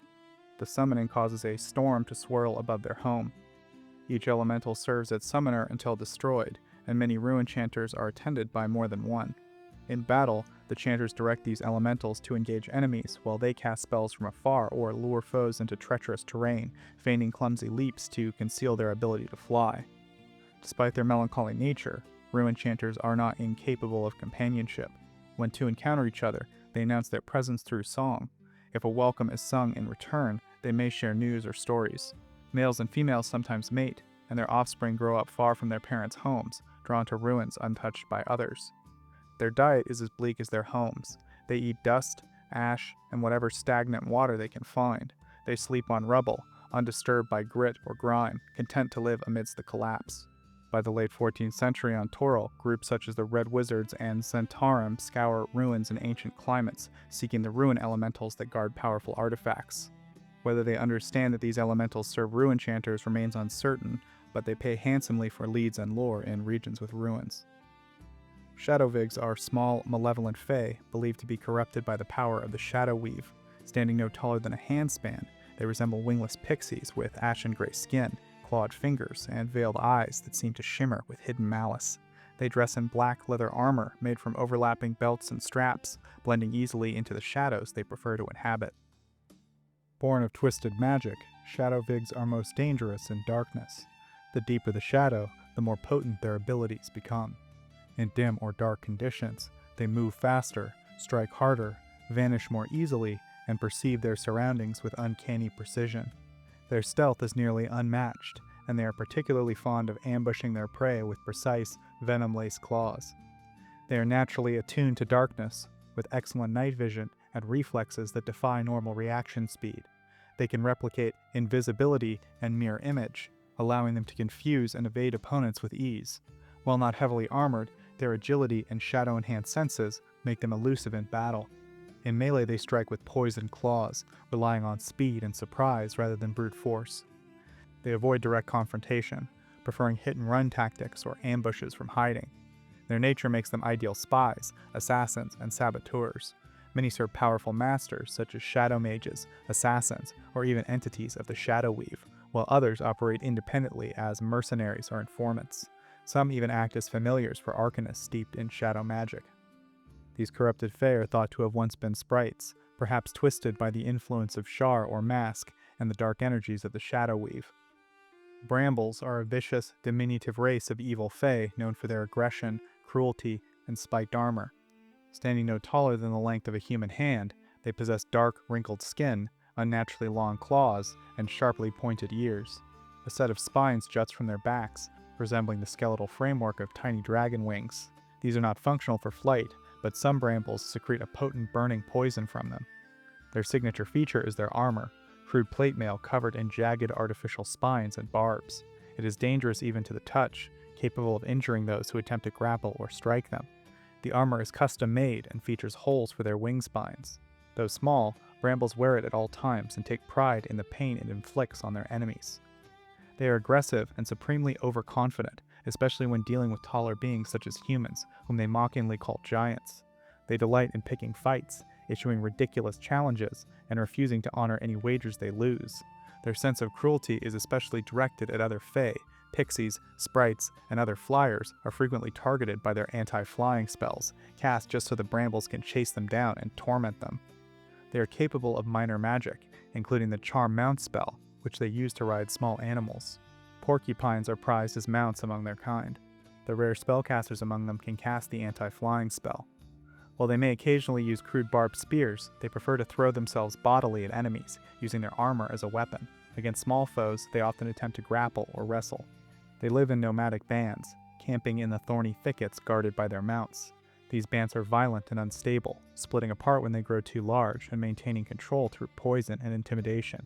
Though they have no love for craftsmanship, they sometimes collect valuables just to barter for more armor. Rumors suggest that brambles are descended from gorses, having been cast out of fairy society long ago for their savage behavior. They now roam the wilder regions, grasslands, hills, and prairies in temperate or subarctic climates, feeding on whatever they can find. They are omnivorous and utterly lacking in manners, feared even among the other fae.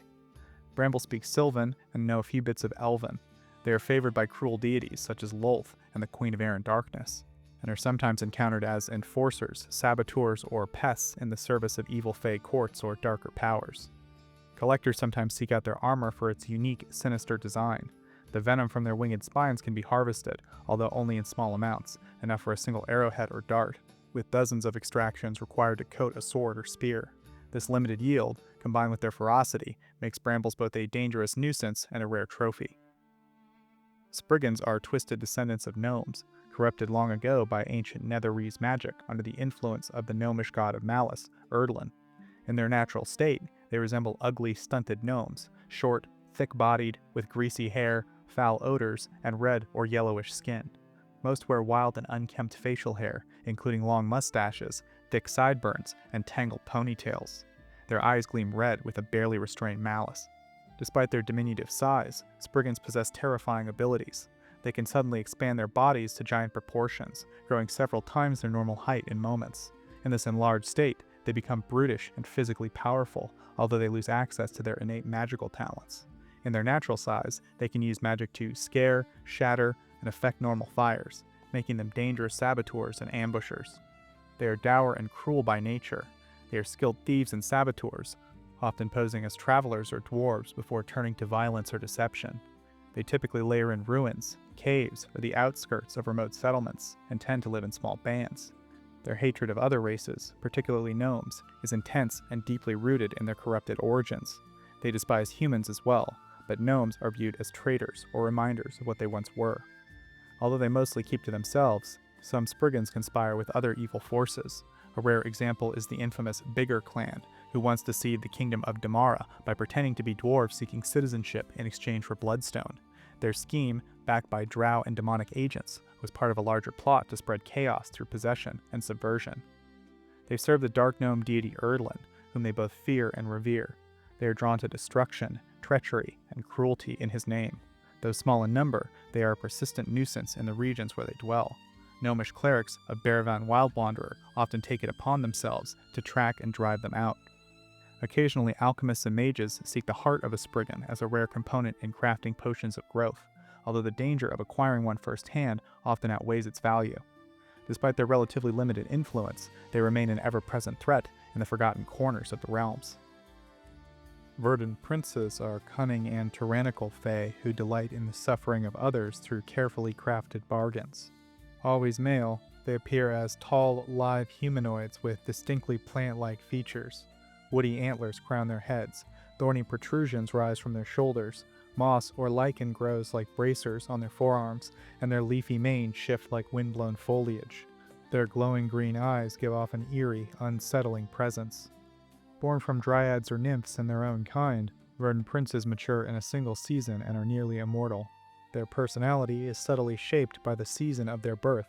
Those born in spring are capricious but less cruel, while those born in winter are cold, calculating, and more likely to honor a deal, although rarely without malice. At the heart of the Verdant Prince's power is the Oath Bond, a magical pact formed when they strike a deal involving an exchange. If either party breaks the terms, the other is immediately aware of the breach and gains an instinctive sense of the Oathbreaker's location, while the betrayer is afflicted with a debilitating sickness. This magical contract is notoriously difficult to sever.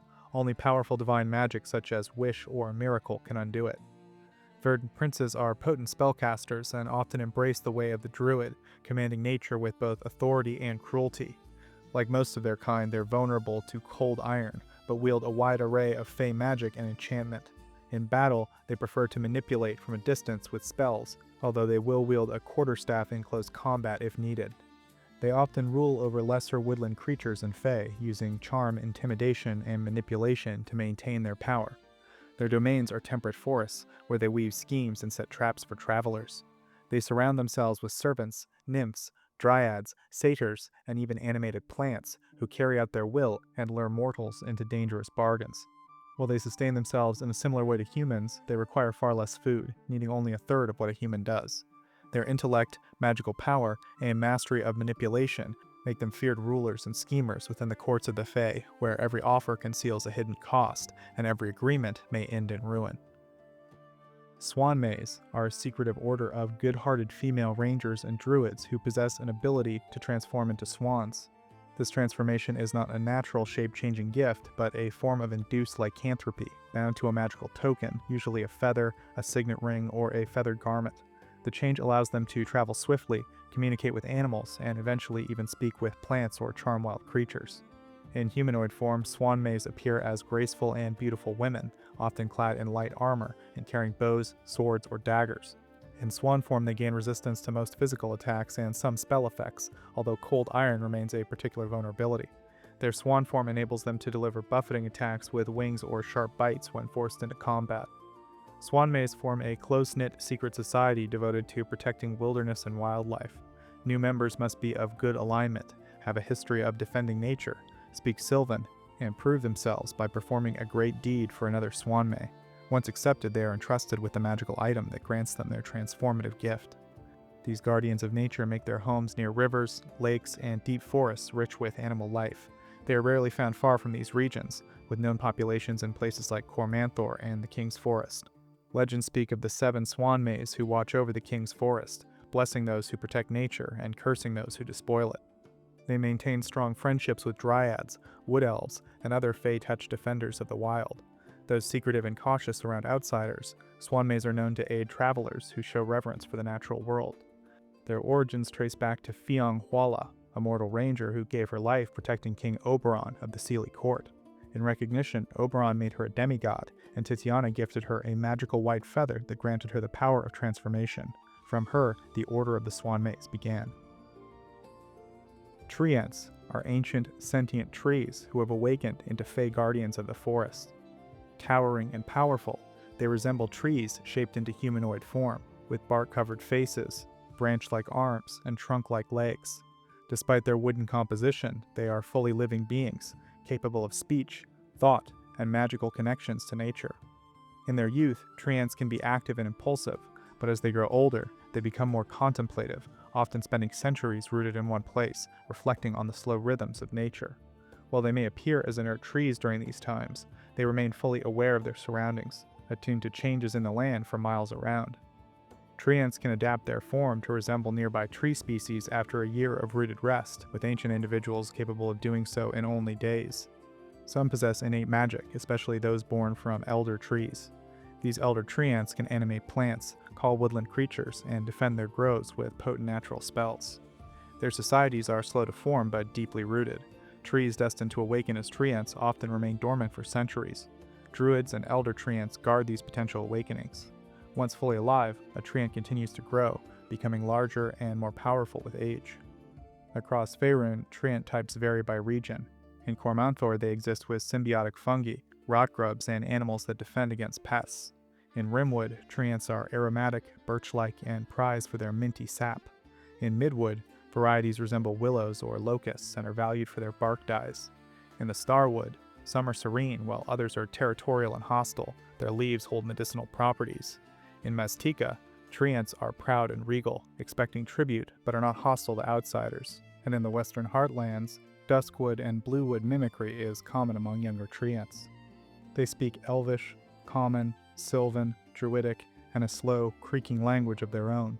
They often form relationships with other forest folk, allowing sprites and animals to dwell among their branches, and they react violently to those who defile nature, especially fire wielders, poisoners, and tree cutters who threaten near-awakened kin. Centaurs are proud, forest-dwelling fey creatures with the upper body of a humanoid and the lower body of a powerful horse. They embody a blend of physical strength, swiftness, and deep ties to the natural world. Though intelligent and capable of philosophy and diplomacy, they are also known for their bluntness, impulsivity, and occasional excess. This is especially the case with food and drink, which their large bodies demand in great quantities. When intoxicated, a centaur's natural aggression is magnified, often making them dangerous.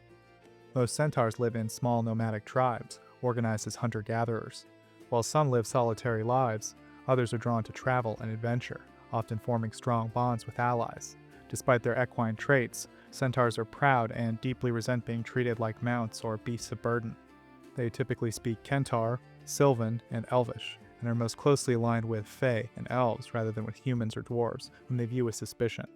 While they are not especially devout, they do recognize deities tied to nature, though Skerrit the Forester is their racial god.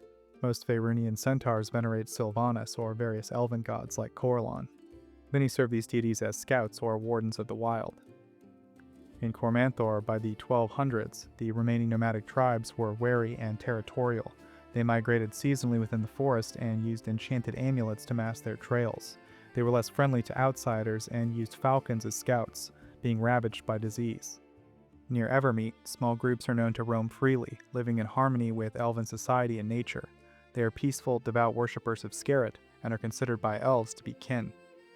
By 1489 in the High Forest, the population of centaurs grew significantly around Unicorn Run, which threatened tribal divisions due to the resource pressure. Centaurs have also been seen in the Chandlewood and the Far Forest, where they tend to be protective of their land and cautious of outsiders. Generally, they maintain good relations with elves and tolerate halflings and gnomes. They deeply loathe dracotors, and many hold superstitious fears of dragons and giants. Faerie dragons are tiny, vividly colored dragonkin known for their iridescent scales, butterfly-like wings, and deep mischief. They are no larger than a house cat and are most easily recognized by the shimmering hue of their scales, which shifts through the spectrum as they age. It starts as red when they're young and becomes violet after around 50 years. Unlike their chromatic and metallic cousins, Faerie dragons are quick to mature and have relatively short lifespans.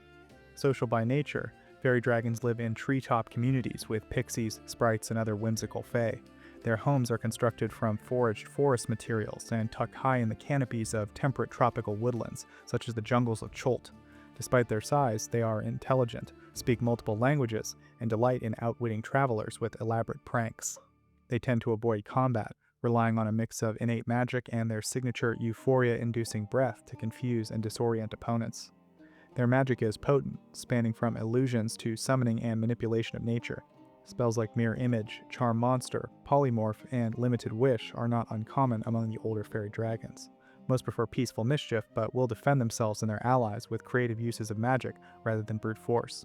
If threatened, they might call on allies or vanish to another plane entirely. Faerie dragons subsist on a diet of insects, nectar, berries, and even butterflies, often chosen for the color of their wings. In some lands like Halrua, wealthy wizards and nobles prize them as rare enchanting companions, parading them alongside other exotic pets. Nymphs are fey beings who embody the physical beauty of nature itself. They are guardians of wild and untamed places. Their appearance resembles that of female elves in height and build, but their beauty is overwhelming to behold. They are known for their wild and capricious nature. Among all fey, nymphs are often regarded as the most unpredictable. In colder climates, they are known to hunt while mounted on wolves and are fiercely independent. There are several varieties of nymphs beyond those commonly found in forests. These include grain nymphs, who are tied to fields and harvests, and unseelie nymphs, who are darker and more dangerous in aspect and intent. Nymphs are more frequently encountered on the island of Evermeet than on the mainland of Faerun, although even there they remain rare. They inhabit secluded glades, dense forests, and quiet valleys. In the southern lands of Saqqara, they dwell in the island chain of Nada al-Hazan, and also the Jazayir al-Sartan archipelago within the Crowded Sea. They are sometimes sent as agents of the elven gods, particularly Khorlan the Rappian and Everon Ilisere. Among the elves of Evermeet, nymphs are seen as spiritual emissaries of these deities.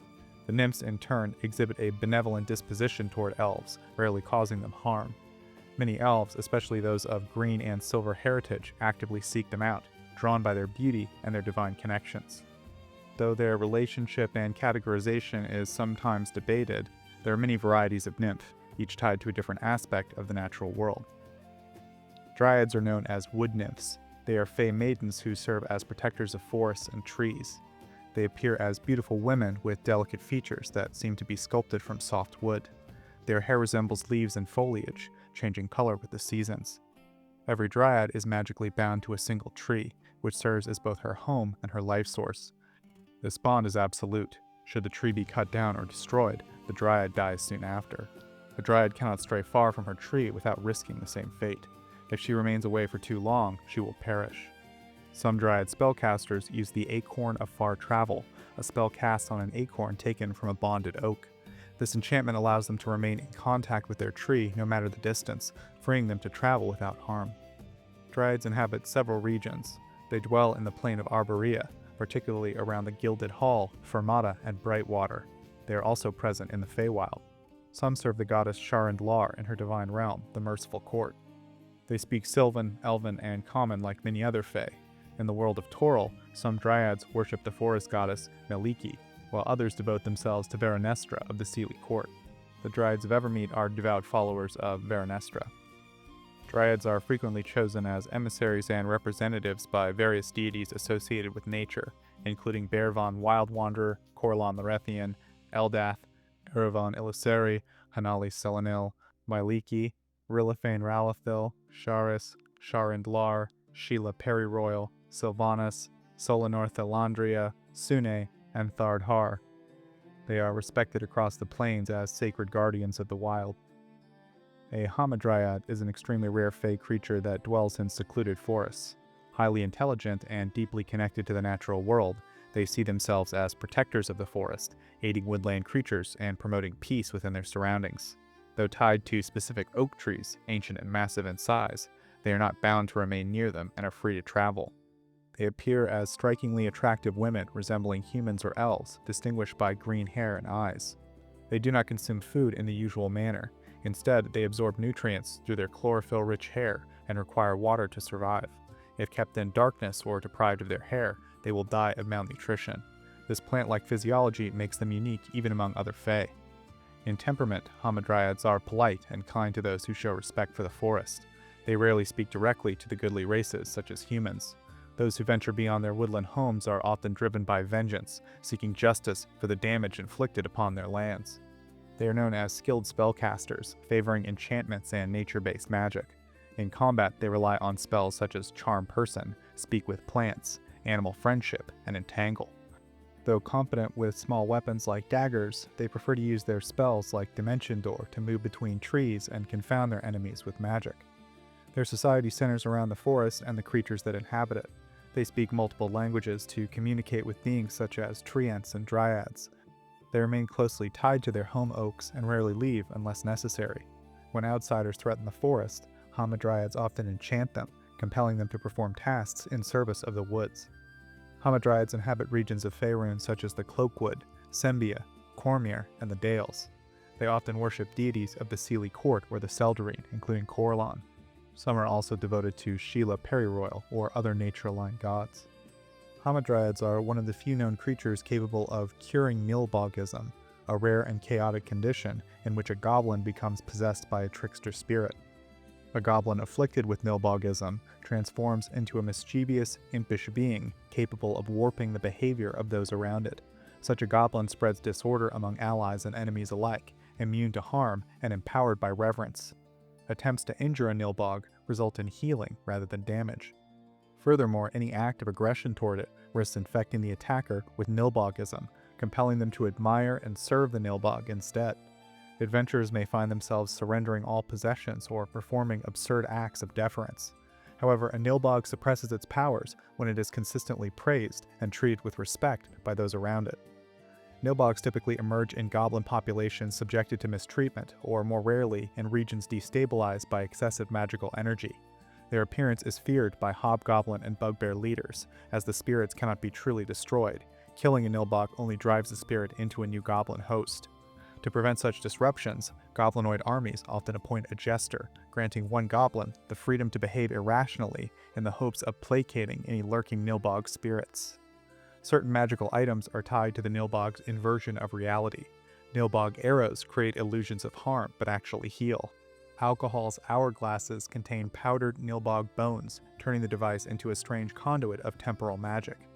The goblins believe that nilbog spirits are remnants of a forgotten trickster god, erased from the pantheon by Maglubiet. This nameless deity's scattered essence still finds hosts in the mortal world. Hamadryads, through unknown means, possess the ability to sever this possession and purge the spirit, restoring the afflicted goblin to its original self. Oreads are fey creatures intrinsically tied to mountains, much like how dryads are bound to trees. They take the form of lithe, strong, and stern humanoid women.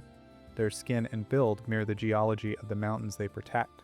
Soft and curvaceous with tawny skin for limestone or sandstone peaks, or grainy, angular bodies in hues of red, black, or white for granite. Their eyes resemble clear gemstones, while their hair is made of stringy lichen in shades of pale gray, green, or yellow-brown. In winter, their hair and shoulders turn white, mirroring the snow-covered mountain peaks. They wear loose gowns in black, gray, or gold, often woven from mountain metals. Their ornamentation often includes waterfall-like ribbons, radiant shawls, jeweled crowns, and jewelry made from raw or precious stones.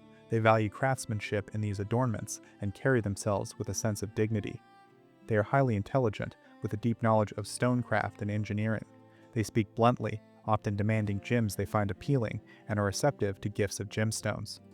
Although they prefer peace and avoid unnecessary conflict, they are hostile toward quarrymen, miners, and others who harm their domain.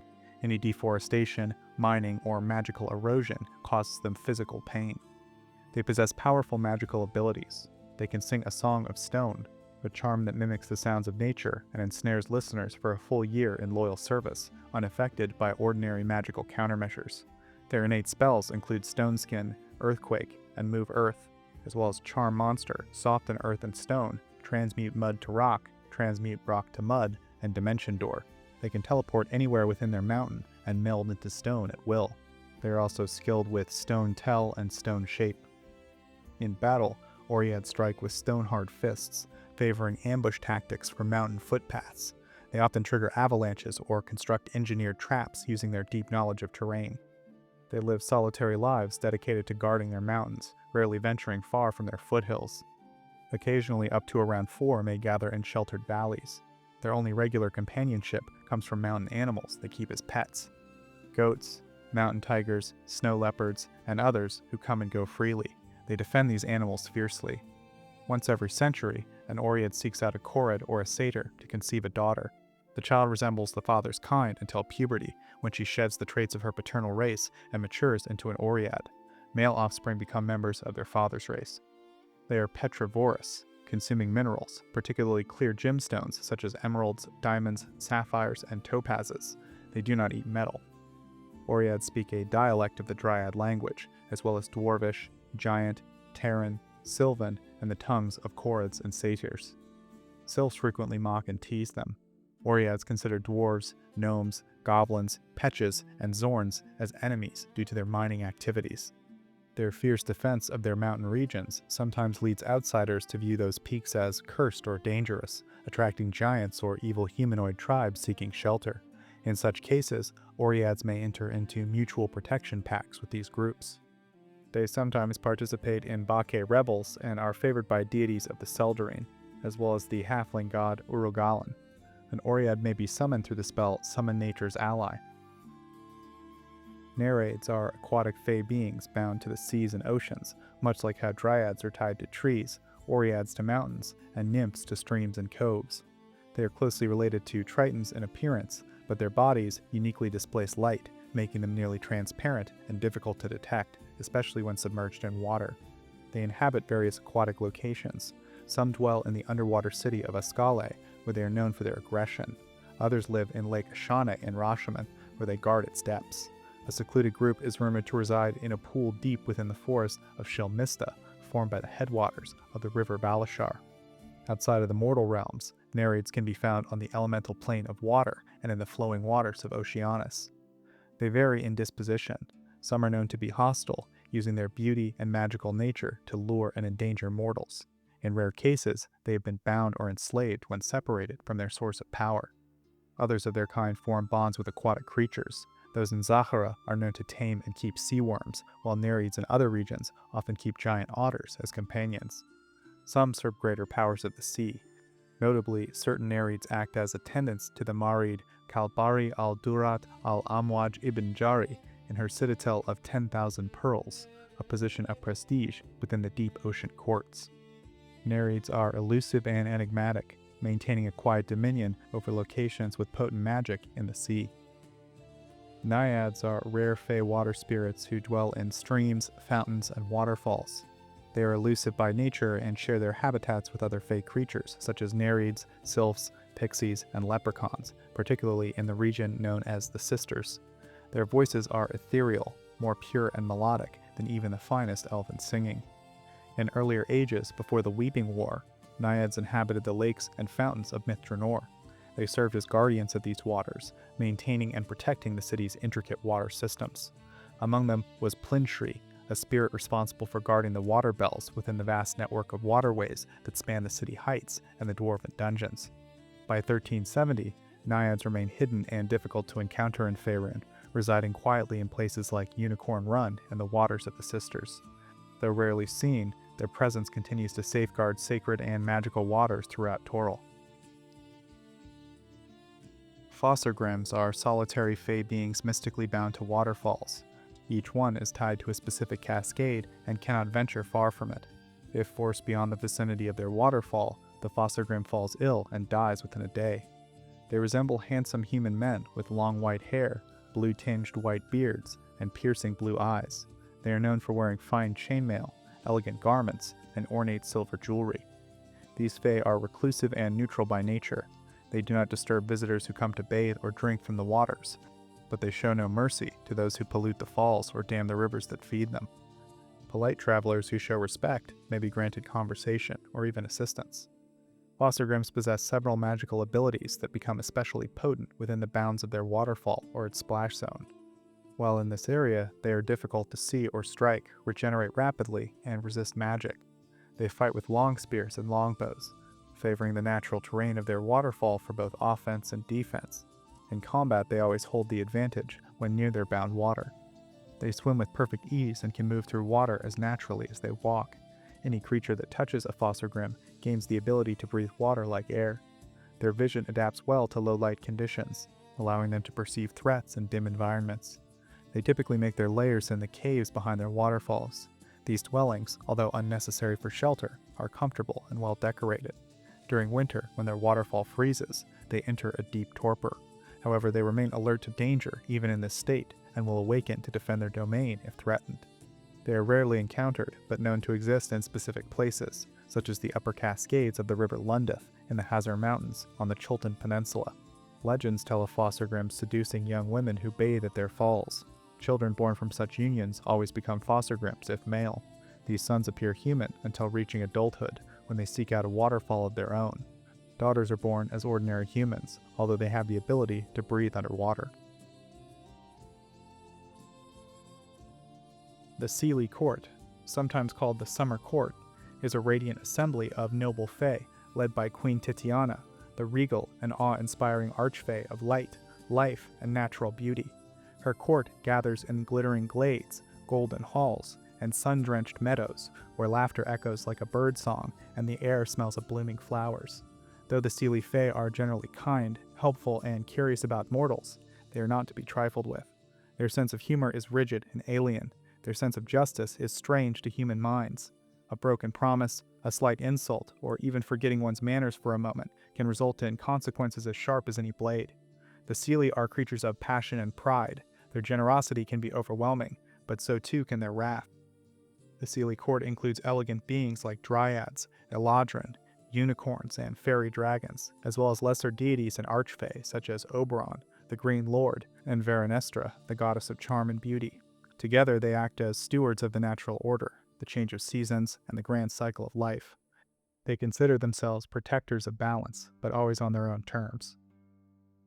The Unsidhe court, also known as the Gloaming court or the Winter court, is a shadowed reflection of its bright counterpart. It is ruled by the Queen of Air and Darkness, a mysterious and fearsome entity whose power is bound to a cursed gem called the Black Diamond. Her domain lies in caverns of black stone beneath a twisted canopy of nightshade trees and bloodlit thorns. Here time frays, reason fades, and beauty wears a cruel mask. The Unsidhe are the cast-offs and feared, bog hags, redcaps, fomorians, spriggans, and fallen eladrin.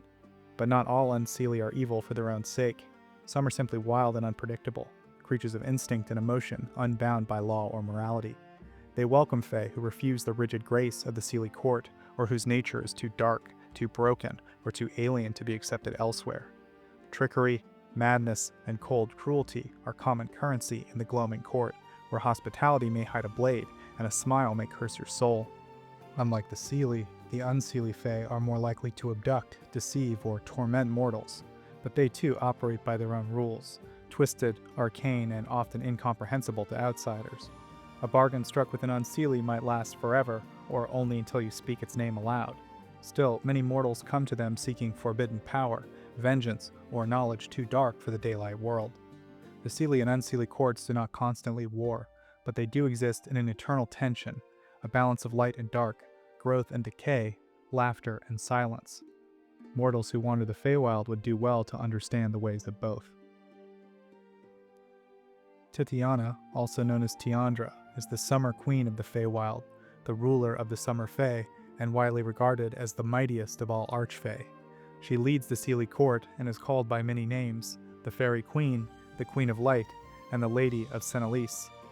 She appears as an eladrin of astonishing beauty, with honey-colored skin and hair that shimmers in all colors of autumn leaves. Her golden eyes glow like sunlight. When manifesting her avatar, she takes the form of a small gossamer-winged fairy with flawless, pale skin and gray-blue eyes. She is enigmatic in temperament. She often seems flighty or frivolous, but in truth she is a masterful strategist, both in diplomacy and war. She has a dry wit and a keen mind, and though she is difficult to anger, those who commit truly vile acts may witness the full force of her wrath. She is amused by mortals, and has taken some as lovers in the past. Her presence is deeply magical. A smile from Titiana can ripen entire harvests, while her frown can ignite wildfires. Her gaze is known to drive mortals into madness. Her avatar possesses immunity to paralysis, illusions, and all forms of mind-affecting magic. She is untouched by spells like Power Word and Symbol. Only enchanted weapons can harm her. She instantly recognizes all forms of animals, plants, poisons, and pure water. Her charm is unmatched. She can place an irreversible geas on creatures, barring them from ever stepping into Sylvan lands again.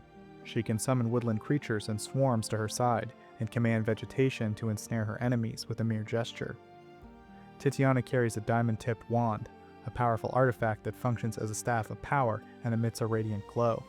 It surrounds her with protective wards, creates food and water, conjures banquets fit for heroes, and purifies any sustenance it touches.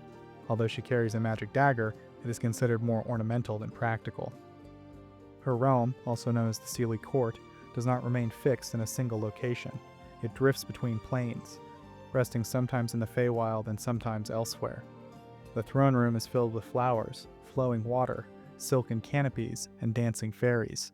Mortal musicians and playwrights often perform for her pleasure. Her throne is a carved seat of magical ice shaped like a dragon. It is also a guardian construct that can defend her if needed. She watches over all Fey creatures, dryads, pixies, satyrs, treants, unicorns, and others, and longs for them to one day live in perfect joy. She attends every Sidhe court gathering and is always accompanied by at least one member of her inner circle. All Fae instinctively know when and where the court convenes. When fairylands are threatened, she does not hesitate to send her avatar in their defense. Her relationship with Oberon, the Green Lord, is legendary. He constructed her place and is often called her consort. They are at times lovers and at times adversaries, and sometimes even both at once. Together they are said to have several divine offspring: Dam, the god of satyrs and Korreds, Merinestra, the goddess of dryads, and the prince of frost. Titiana is the acknowledged queen of the inner circle of sylvan deities, while those in the outer circle, such as Skerrit, do not follow her rule but are still deeply cherished by her. She maintains good relations with the Seldarine, who offer her aid when she calls upon them. Though the Queen of Air and Darkness is rumored to be her sister, Titiana refuses to wage war against her. Instead, she mourns the corruption of the Dark Queen. Her barons are noble Eladrin imbued with the essence of summer, and her niece, Lady Chandria, governs the city of Astrazalion in her name. Titiana is revered by countless non-evil fae. Brownies, buckas, pixies, and sprites hold her as their patron. Like all sylvan gods, she grants no divine spells and maintains no priesthood, instead relying on her innate magic as a fae.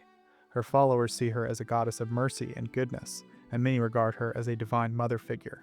Her symbol is a white diamond with a blue star. In the past, she convened great gatherings of all fae courts, seelie and unseelie alike, at Senelisi. These assemblies, called the Court of Stars, were rare and momentous events. She has also been known to form pacts with mortal warlocks, offering them power in exchange for service or tribute. The Queen of Air and Darkness is a powerful archfey and the ruler of the unseelie court. She has no visible form, and her presence is typically felt rather than seen. When revealed by magic, she appears as a terrifyingly beautiful fairy woman with sharp angular features, bone-white skin, all-black eyes, and long black hair. At the center of her dominion rests the Black Diamond, also known as the Night Diamond, an artifact of vast and malevolent power. This gemstone sits atop her throne in the heart of the unseelie court and radiates an aura of deep corruption. Its origins remain unknown, but its influence is undeniable. Her realm, the unseelie court, has been said to be located across multiple planes.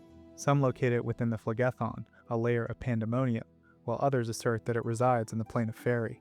Regardless of its exact location, it is a place of gloom and dread, reflecting the Queen's cold and merciless rule. The Queen of Air and Darkness leads the unseelie court in eternal opposition to the Seelie court. She is despised by the Seldarine. To them, she represents the ultimate perversion of Fey nature, a corruption born from within. Among her servants are the unseelie Fey, brambles, quicklings, and spriggans, who carry out her cruel will across the Feywild. She favors monstrous hounds, particularly Yef-hounds and Hellhounds, which often prowl her dark lands. The Glauras, underdark-dwelling Fey creatures, are also linked to her power and serve her interests in the deep places of the world. In the past, she was the sister of Queen Titiana, and stood with her in the land of Ledinion, where the Seelie court first took shape. One day, while Titiana was away, dwarves from a southern mountain presented a massive, 10-faceted black diamond to the court. The sister accepted the gift in Titiana's absence. Over time, the diamond poisoned her spirit, twisting her nature. Eventually, she stole it, along with the other magical relics of the court, and departed in a chariot of smoke and flame that descended from the sky. Soon after, the mountain from which the dwarves had mined the gem erupted violently, killing them all and spreading noxious smoke across the land. Since that day, she has remained apart, cloaked in shadow and silence, a queen without mercy, shaping the unseelie court in her dark image. Titiana and her sister are considered the most powerful of the Archfey, Fey beings who possess nearly godlike powers and hold positions of preeminence among Fey kind. Each Archfey has a distinct appearance and unique abilities. Most control a portion of the Feywild and bear self-proclaimed titles. They come from various origins. Some are powerful Fey of different races. Others are awakened spirits of natural places, such as forests or rivers. Some exist as sentient incarnations of specific animals, while others are noble Eladrin who have grown so ancient and powerful that they transcend mortality. Certain Archfey are revered as deities and grant divine powers to their worshippers. Warlocks may contact these beings to form Fey pacts, entering into service or alliance in exchange for magical powers. Archfey are notoriously difficult to kill. Each has a nemesis, an item, specific condition, or creature that can destroy them. Only their unique nemesis is capable of bringing about their end. Oberon, known as the Lord of Beasts or King Oberon, is a powerful member of the Seelie court and a deity of the wilderness and animals. He is also known by the name Oron, under which he is also called the Green Lord. He stands apart from many other fairy rulers by embodying the raw, untamed force of nature and the primal will of the Feywild. He appears as a towering muscular fairy with black wild eyes and skin the color of oak. His thatched hair is braided with brambles, and he wears a green cloak sewn from leaves onto brown leather. Unlike many of his peers, he eschews illusions and prefers to face foes directly, relying on his physical power and straightforward magic. Oberon is a stern protector and fierce warrior, though his demeanor can be unpredictable and wild. He is deeply connected to the natural world, often roaming the forests of the Beastlands and Arvandor. Though he is one of the inner circle of the Seelie court, he spends long stretches of time apart from its formal gatherings, choosing instead to patrol the Sylvan realms and safeguard them from monstrous threats and greedy intruders. He hunts often, favoring the pursuit of stags, although he never kills the creatures he chases. His power is vast. Oberon's avatar can wield many spell-like abilities, including Charm Person, Detect Charm, Detect Magic, Detect Invisibility, ESP, Fairy Fire, Forget, Goodberry, Know Alignment, Plant Growth, Speak with Animals, Obscurement, and Pass Without a Trace. He can also summon animals and woodland beings, conjure swarms, and call forth creeping doom. He is immune to poison, disease, polymorph effects, and death magic, and his resistance to spells is formidable. Non-magical weapons cannot harm him, and no woodland animal, fairy creature, or sentient non-evil plant being can be forced to act against him. He is attuned to the forests he walks, sensing and shaping their will as effortlessly as he breathes. Among his possessions are several powerful weapons and artifacts. His staff functions as a change staff once per day.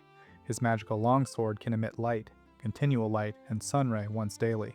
His longbow is similarly enchanted, able to transform up to 20 mundane arrows into magical ones.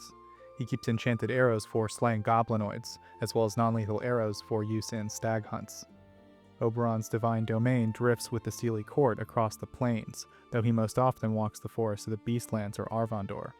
At times he is also found in the Feywild, where he leads the Green Fae, a faction of wild and naturalistic fairies, including satyrs, dryads, treants, and some elves. Archfae such as Danth and Sylph serve under him in this circle. Oberon is the consort of Titiana. He is the father of Dom and is presumed to be the father of Veranestra, the Prince of Frost, and Sylph. His relationship with Titiana is famously volatile, marked by deep love, rivalry, and shifting dynamics of passion and opposition. From ancient songs he once composed, the Archfae Hirsom was born. The Palace of Sinalisi, Titiana's seat of power, was crafted by Oberon from living wood. He is ancient, possibly the awakened spirit of an immense primal forest, and commands great respect even from divine figures such as Corellon. Oberon is allied with the Seldarine and other good-aligned gods of nature in the hunt. He stands as an enemy to the goblinoid pantheon, the hag goddess Segalune, and especially the Queen of Air and Darkness. While Titiana grieves her dark counterpart, Oberon urges open war. He is one of the few Fae powers who openly advocates direct confrontation with the Unseelie court. The Prince of Frost, also known as the Pale Prince and the Lord of the Long Night, is a powerful archfae and the most feared among the Winter Fae. Though he holds great influence, he does not formally rule over all Winter Fae. He appears as a slender Eladrin, with skin pale like ice, long white hair, and eyes without color. His presence brings a freezing aura, and his smile is as cold as his heart. He is ruthless and bitter, acting with calculated malice rather than cruelty for its own sake. He allies with other archfae only when confronted with grave threats. Mortals are beneath his regard, and he often shows them only contempt. He speaks many tongues, elven, draconic, giant, primordial, and common, and commands powerful winter magic. He can summon blizzards, freeze creatures with a touch, and see clearly even in near total darkness. His realm, the Vale of Long Night, lies deep within the Feywild. In this land, the sun never rises, and the moon never sets. Snow covers the frozen orchards, the trees glisten with frost, and the wind sings of sorrow. A glacier marks the northern edge, and a vast frozen lake spreads to the south. He rules this place from the Fortress of Frozen Tears, a towering citadel said to be formed from the crystallized sorrow of a lost love. Inside, he keeps mortals with whom he has turned to statues of ice. Once he was known as the Sun Prince, beloved by the Summer Fae, and betrothed to a radiant Fae maiden named Sharié, one of the three daughters of Delight. She loved him in return, but over time she grew disenchanted with the endless feasting and games of the Fae and left for the mortal world. There she found love with a mortal hero named Hain Kassar. When the Sun Prince learned of her betrayal, his jealousy consumed him. He demanded she return and wed him as promised, but she refused. Fearing him and desperate to protect her mortal lover, Sharae bargained with the Raven Queen, casting both her soul and Hain's far into the future. Rather than heal, the Sun Prince became consumed by grief and transformed his realm into a frozen wasteland. He abandoned his name and the Summer Court. The two remaining daughters of Delight, warped by his sorrow, became the Sisters of Lament, undead spirits who now serve him. Despite his hatred for mortals, he permits some to serve him. Warlocks make pacts with him and are known as Long Night Scions. Some druids also follow his path.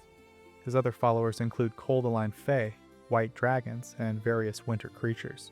He despises the Raven Queen for taking Sharae from him and relishes stealing aspects of her power, those tied to freezing, death, and darkness. For her part, the Raven Queen sees him as an exarch, perhaps even a consort. The Summer Court shuns him, and though some Fae hate him outright, the oldest among them look upon him only with sorrow. Baba Yaga is an extraordinarily powerful archfey and sorceress, known by titles such as the Mother of All Witches and the Bone Mother. She is feared and respected throughout the plains for her immense magical power. Some describe her as the most powerful female mage known in existence. Her magical hut travels across planes and realms, appearing unpredictably, including at times in Faerun. She stands about the height of a normal old human woman, with a long warty nose, skeletal frame, and thin white hair. Her teeth are sharp and iron-like, and her fingers curl into claws. At times she takes on a plumper form, although it remains unclear whether this change is a cosmetic choice or due to a new diet. Baba Yaga's personality is volatile and unpredictable. She is equally likely to grant aid or consume her followers, showing no consistent pattern of favor or wrath. She bargains in secrets and knowledge, but every answer comes at a cost. Her deals are worded with extreme care and are often more dangerous than any offered by other Fae. She maintains various guardians, particularly cats, some mundane, others magical and intelligent. She also keeps dogs, wolves, and sometimes direwolves, all typically malnourished and poorly treated. Her stables house an assortment of magical livestock, including well-bred horses, pegasi, nightmares, and intelligent planar traveling horses. For travel, Baba Yaga uses a large enchanted iron mortar and pestle. The mortar hovers close to the ground, while the pestle steers it like a rudder. She also carries a broomstick to erase traces of her movement. Her primary residence is a swamp in the Feywild called Merkendraw, home to many hags. Her hut contains the Hall of Gateways, which houses the World Gate, a portal connecting to every realm and their corresponding Shadowfells and Feywilds. She is the mother of 3 hag daughters, Skabatha Nightshade, Bavlorna Blightstraw, and Endalyn Moongrave. She also raised Koschiche, who became a demon lord of Faerun. She knows much about various deities, including Sylphir, though she keeps such knowledge to herself. Many sages and adventurers seek her out for her magical insights. While Archfey respect her, they do so cautiously. Her dealings with deities are equally unstable, though she tends to align with evil beings and tricksters. She also has associations with some devils. Some night hags, green hags, and anise hags worship her.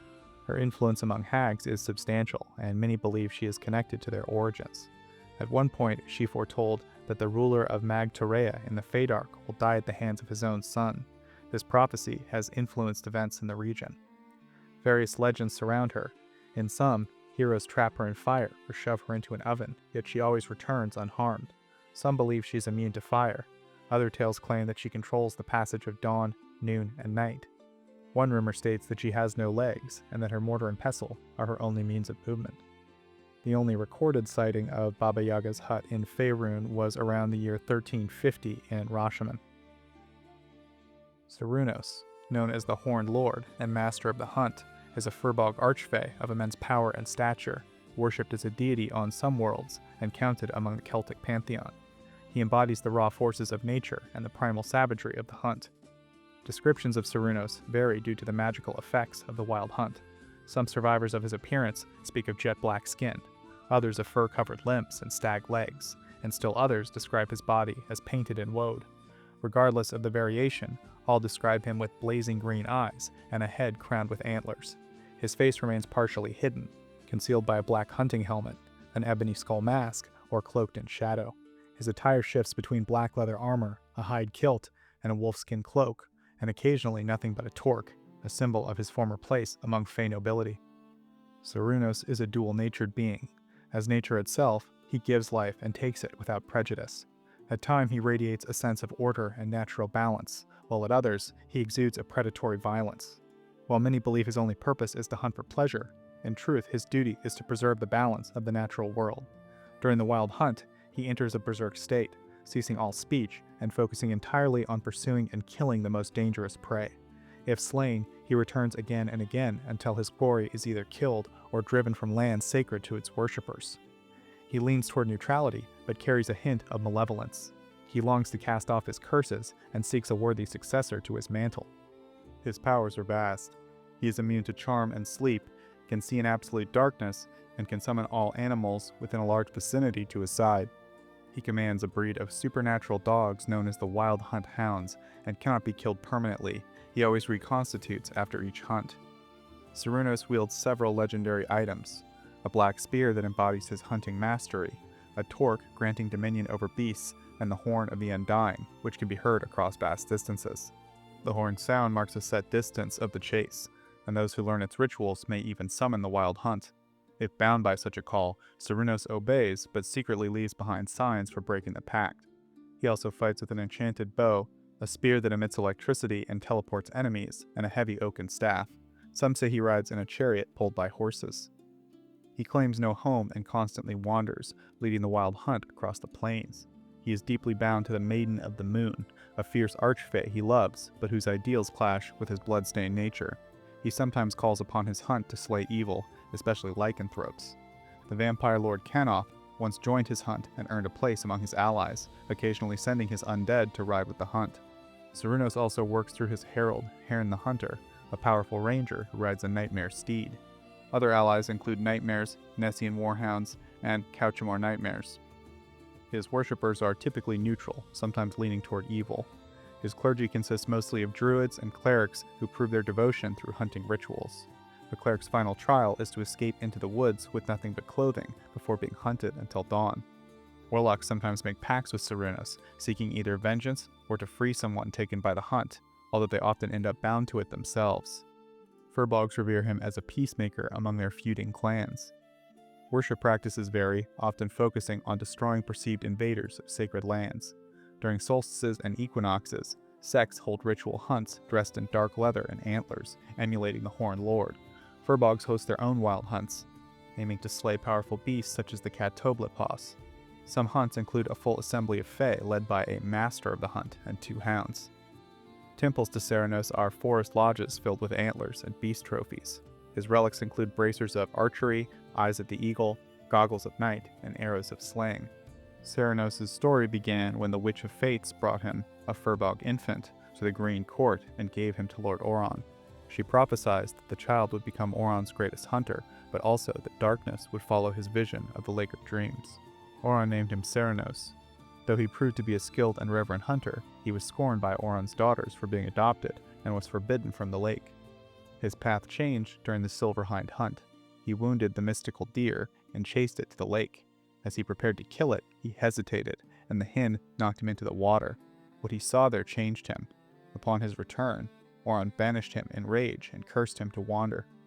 Obsessed with the hind, Cernunnos visited the Prince of Frost, seeking to join the Winter Court in exchange for delivering Oron's daughters. But at the last moment, he spared them and slaughtered the Winter Fae instead. The prince cursed him to always fall short of his prey. Cernunnos then turned to the Summer Queen, who agreed to reveal the hind if he could choose between it and her as the fairest. She grew fond of him and planned to take him as a consort, but when the hind, revealed to be the Maiden of the Moon, arrived, he declared her the fairest. Enraged, Tiandra cursed him to darkness and bloodlust, gave him antlers, and branded him a stag to the hind. Shunned by the Fey courts, Cernunnos retreated into the Gloaming Court, where he and his followers had descended further into savagery. In time, he joined the Celtic pantheon, which welcomed even Archfey among its gods. There he has continued his eternal hunt, driven by love, curses, and a fate he can never escape or forget. Hircam, also known as the Prince of Fools, is an ancient and powerful satyr archfey. He presents himself as a carefree reveler, but beneath his facade lies a cunning and manipulative mind.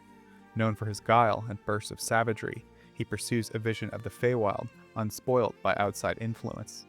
He appears as a handsome satyr with a mop of curly hair, dark and intelligent eyes, and a fair, almost noble face.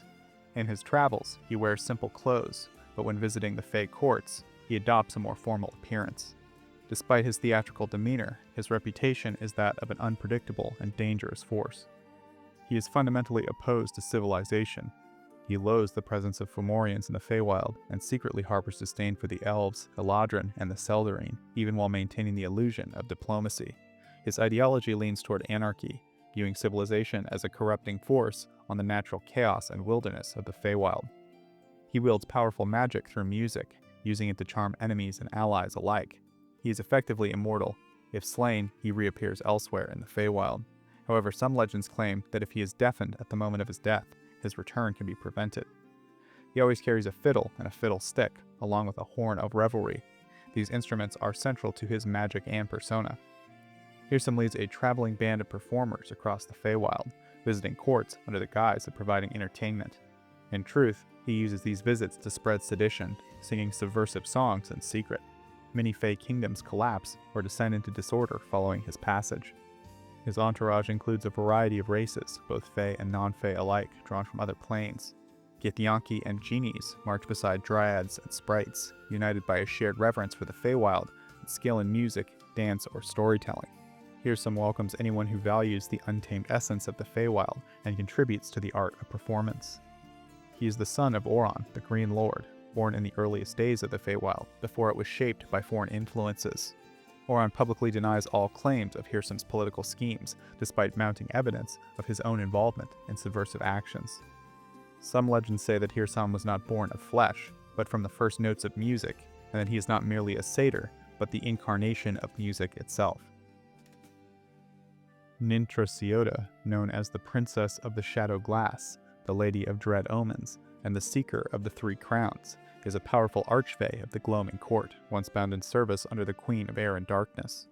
Towering at twice the height of a normal human, she appears as a female figure made of dark, translucent, glass-like shadow. Her body emits no light.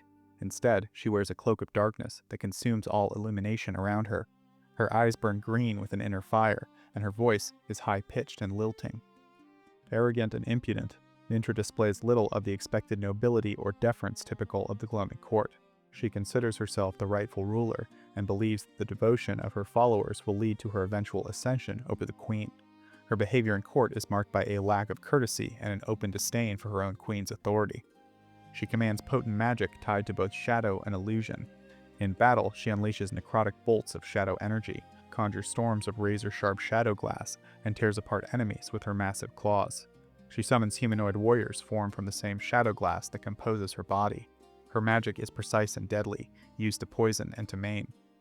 Nintra maintains a hostile and adversarial relationship with the Queen of Air and Darkness, her sovereign in title, but rival in ambition. This feud has been central to her downfall. Originally a Fey of unremarkable station, like Eladrin, Nintra accumulated power and influence until she rose to the rank of Archfey. Her contempt for non-worshippers and ambitions to usurp the Queen led her to launch a scheme against the mortal kingdom of Falorm in western Faerun. In response, the Queen ordered her imprisonment. Nintra was bound within an extra-dimensional prison connected to the Scrivener's Tale, a magic tome authored by the elfin scribe Xiron of Falorm. Sirine's ritual created a binding link between Nintra, the book, and the Queen. The prison held her in stasis for many centuries. During the 15th century of the Faerunian calendar, the book resurfaced in the ruined city of Delimbrian. It was recovered by Machil Rillan of Baldur's Gate, who bore the Scrivener's mark after reading it. He freed himself with a wish spell and hid in the book in Candlekeep in the year of the Grinning Halfling. A decade later, the book was mistakenly handed to a group of adventurers. One among them became afflicted with the mark, and Nintra began communicating telepathically, guiding them toward her release. She manipulated the adventurers, claiming she could cure the affliction and free the Gloaming Court from tyranny. Her lies nearly succeeded. In the Haven of the Red Quill, the adventurers encountered the ghosts of Xirian and learned the truth. When they began the ritual to heal their companion, Nintra's prison unraveled. She emerged triumphant and attacked her liberators. After a fierce battle in the ancient library, Nintra Siota was defeated, and the enchanted book was reduced to ash. Legends claim that her exile to the mortal world brought her genuine friendship and camaraderie for a time. Just as she began to believe that she had found a new place among the Fey nobility, her ambitions overcame her. She turned on those she once trusted, swearing vengeance on all who stood in her path. The Stag King is a dark Fey lord who rules part of the Ashenwood Forest in Rashomon. Towering in stature, he bears a large rack of antlers, and his facial features partially resemble a deer, although he appears more human than his offspring. He is thousands of years old. Centuries ago, he struck a bargain with a tribe of elves, offering his aid in exchange for the right to mate with 3 elven maidens. Over time, the blood of the Stag King grew dominant among his descendants, gradually overshadowing their own elven heritage. Their appearance shifted to reflect this, with more beast-like features. Many years after fathering his children, the Stag King returned and declared himself ruler over his mixed-blood progeny. In the year 1479, one of his servants, Zil, brought the mercenary captain Eoth Fazim to his stronghold. Eoth persuaded the Stag King to ally with the Rashomon berserkers in an attack against the Durthan stronghold known as the Fortress of the Half-Demon. During the battle, the Stag King initially led his own forces in reserve, allowing the berserkers to lead the charge. Once his Fae entered the fray, they proved highly effective, pushing the Durthans and their allies into the tunnels beneath the fortress. Pursuing them into the catacombs, the Stag King became separated from his warriors and was reportedly slain by a group of Durthan vampires. Despite his apparent death, legends persist. On High Harvesttide, some claim to see the Stag King appear above bonfires, his form that of a towering humanoid crowned with the skull of an ancient stag. His eyes are hollow, his antlers are full, and it is said that those who witness him on this night are destined for an adventure in the year to come. Veranestra is the Fey deity of female fairies, charm, and beauty. The daughter of Titiana and a member of the inner circle of the Seelie court, she holds an honored place among the Fey pantheon, particularly within the Seelie tradition. She appears as a demure and graceful female Fey, often taking the form of a nymph, dryad, or sylph. Her height is modest, about 4.5 feet, and she always remains barefoot. Her only clothing consists of gossamer strips of cloth, barely offering modesty, consistent with her vanity and sense of aesthetic. Veranestra is fickle, vain, and jealous, especially towards other goddesses associated with beauty, love, or romance. She avoids their company and guards her own status jealously. However, she understands that the security of her worshippers and of the Seelie court more broadly depends on unity. Despite her pettiness, she remains utterly loyal to the Seelie court. Her powers are substantial. Her avatar casts illusion, enchantment, and most elemental spells except fire. She is immune to illusion and enchantment effects and cannot be harmed by non-magical weapons. In her sylph form, she can fly, and in her nymph and dryad forms, she swims effortlessly. She shifts between these forms at will. Her spell-like abilities include Charm Person, Calm Emotions, Massamorph, and Pass Plant at will. She can also invoke Live Oak, Mass Charm, Turn Wood, and Wall of Thorns. She carries a silver dagger inlaid with moonstones, a symbol of her refinement and power. She resides on her own bower within the Seelie court, which itself wanders between Isgard, Arborea, and the Beastlands. Her personal realm is filled with silver birches, larches, plane trees, and jewel-studded willows, all adorned with a silver filigree. She surrounds herself with mirrors to admire her reflection. Though she rarely leaves her sanctuary, she sometimes ventures out to abduct especially charismatic men. On occasion, she travels with other Fey deities when a matter of shared interest arises. She is presumed to be the sister or half-sister of Dom and the Prince of Frost, also children of Titiana. Veranestra is primarily worshipped by the Dryads, Nymphs, and Sylphs. Her following includes Dryads from Evermeet and other Sylvan communities. Her holy symbol is a silver mirror with filigree edges, representing her vanity, beauty, and dominion over charm. Canoth is an Eladrin archfey and vampire lord who rules over the ruins of Sendrain in the Feywild. He appears as a dark, slender man of middling height, dressed in a jacket of wine-colored velvet. He wields a lily on a long stalk as a weapon, an elegant yet eerie symbol of his undead nature. Legends speak of him as a master of a vast undead host, either as the object of their worship, regarded by them as a god, or as the leader of a bloodthirsty cult dwelling in the depths of the earth. His authority over the dead extends beyond Sendrain. Many of the undead who ride with the Wild Hunt remain loyal to him. Canoth once rode in the Wild Hunt itself, and though he eventually escaped it, a bond loyalty to Cernunnos, its master, remains. This connection has ensured his place in the broader mythos of the Feywild's more savage and primal powers. Sendrain, Canoth's domain, was once the greatest Eladrin city, an ancient metropolis of crystal spheres, constructed to exist simultaneously in both the Feywild and Faerun. It stood at the center of a dark forest in the Feywild and near a mountain range and orc village in Faerun. The city was the jewel of Eladrin civilization until it became the site of a brutal war against the Drow. This conflict culminated in the city's destruction. At the height of its power, the Witch of Fates appeared clothed in black and pronounced a terrible prophecy against the city. On the night the city fell, the star Jadun shone brightest upon the sky, marking the city's doom. In the wake of battle, the Eladrin abandoned Sendrain. Only Canoth remained, ruling over the ruins with his undead minions. The portion of the city that existed in Faerun also fell into ruin not long after. Following the spell plague, the Eladrin Share Knight Astriana sought the aid of the half-orc druid Hagar to seal the Living Gate, further linking the remnants of Sendrain to ongoing Fey and planar disturbances. Igwilv, known variously as Tasha, Natasha, and Zybilna, is an Oithian archmage, demonologist, and archfey. She is best known for authoring the Demonomicon of Igwilv, one of the multiverse's most infamous tomes on demonology. In later centuries, she founded her own domain of delight in the Feywild, Prismeer, and ascended as a powerful archfey, ruling from the Palace of Heart's Desire. Her appearance varies by the tale. Some describe her as a bald, hideous crone, others a beautiful woman with raven hair that later turned white. She has retained a human-like form throughout her long life, even after her transformation into an archfey.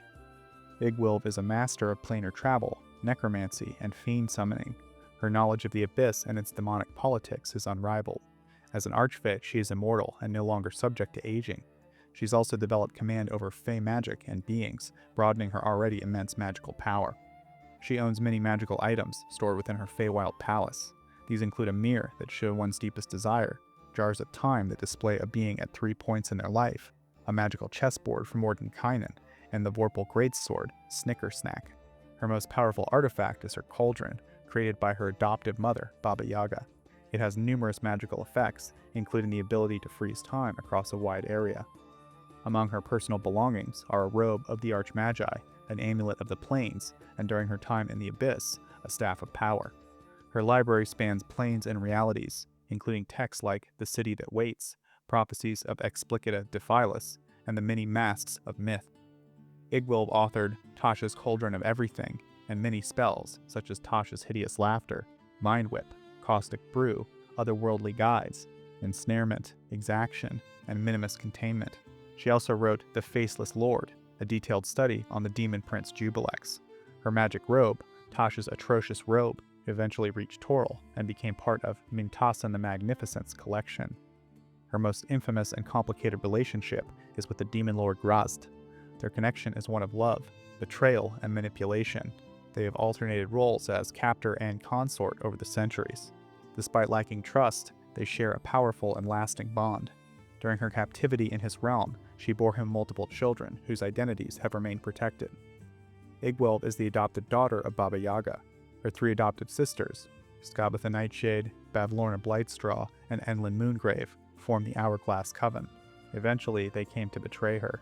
She's also had several loyal companions, Kalimanzaros, a dwarven clerk who served her faithfully for centuries, and Raziel Uthamar, a high elf spy in the Feywild. In her guise as Zybilna, she became the patron of warlocks such as Magic Rosalov and Kenku Kettlestream. Born on Oath as Natasha the Dark, Igwilv was raised by Baba Yaga. She later took the name Tasha and eventually Igwilv. As Tasha, she developed her signature spell, Tasha's Hideous Laughter. She spent time in Niflheim and then moved to the Abyss, where she mastered demon summoning but made many powerful enemies. She ultimately fled to the Feywild, created her domain of delight, and transformed herself into an archfey. The Hourglass Coven and the League of Malevolence used her own cauldron's magic against her.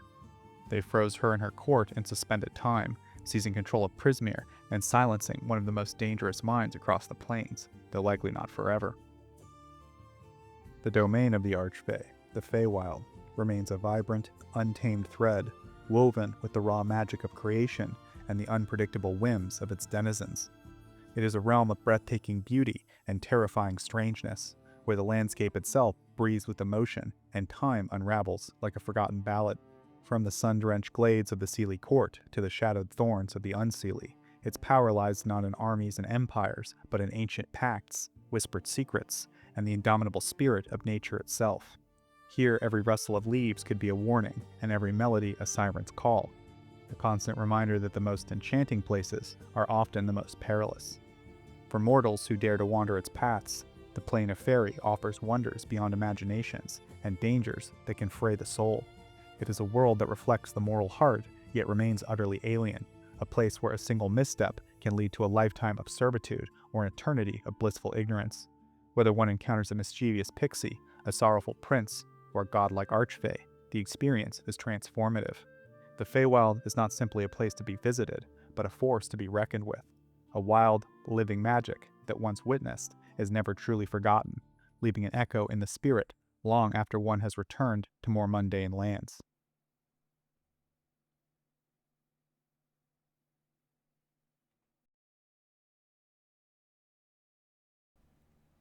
I left my baby lying there, lying there, lying there. I left my baby lying there to go and gather blackberries.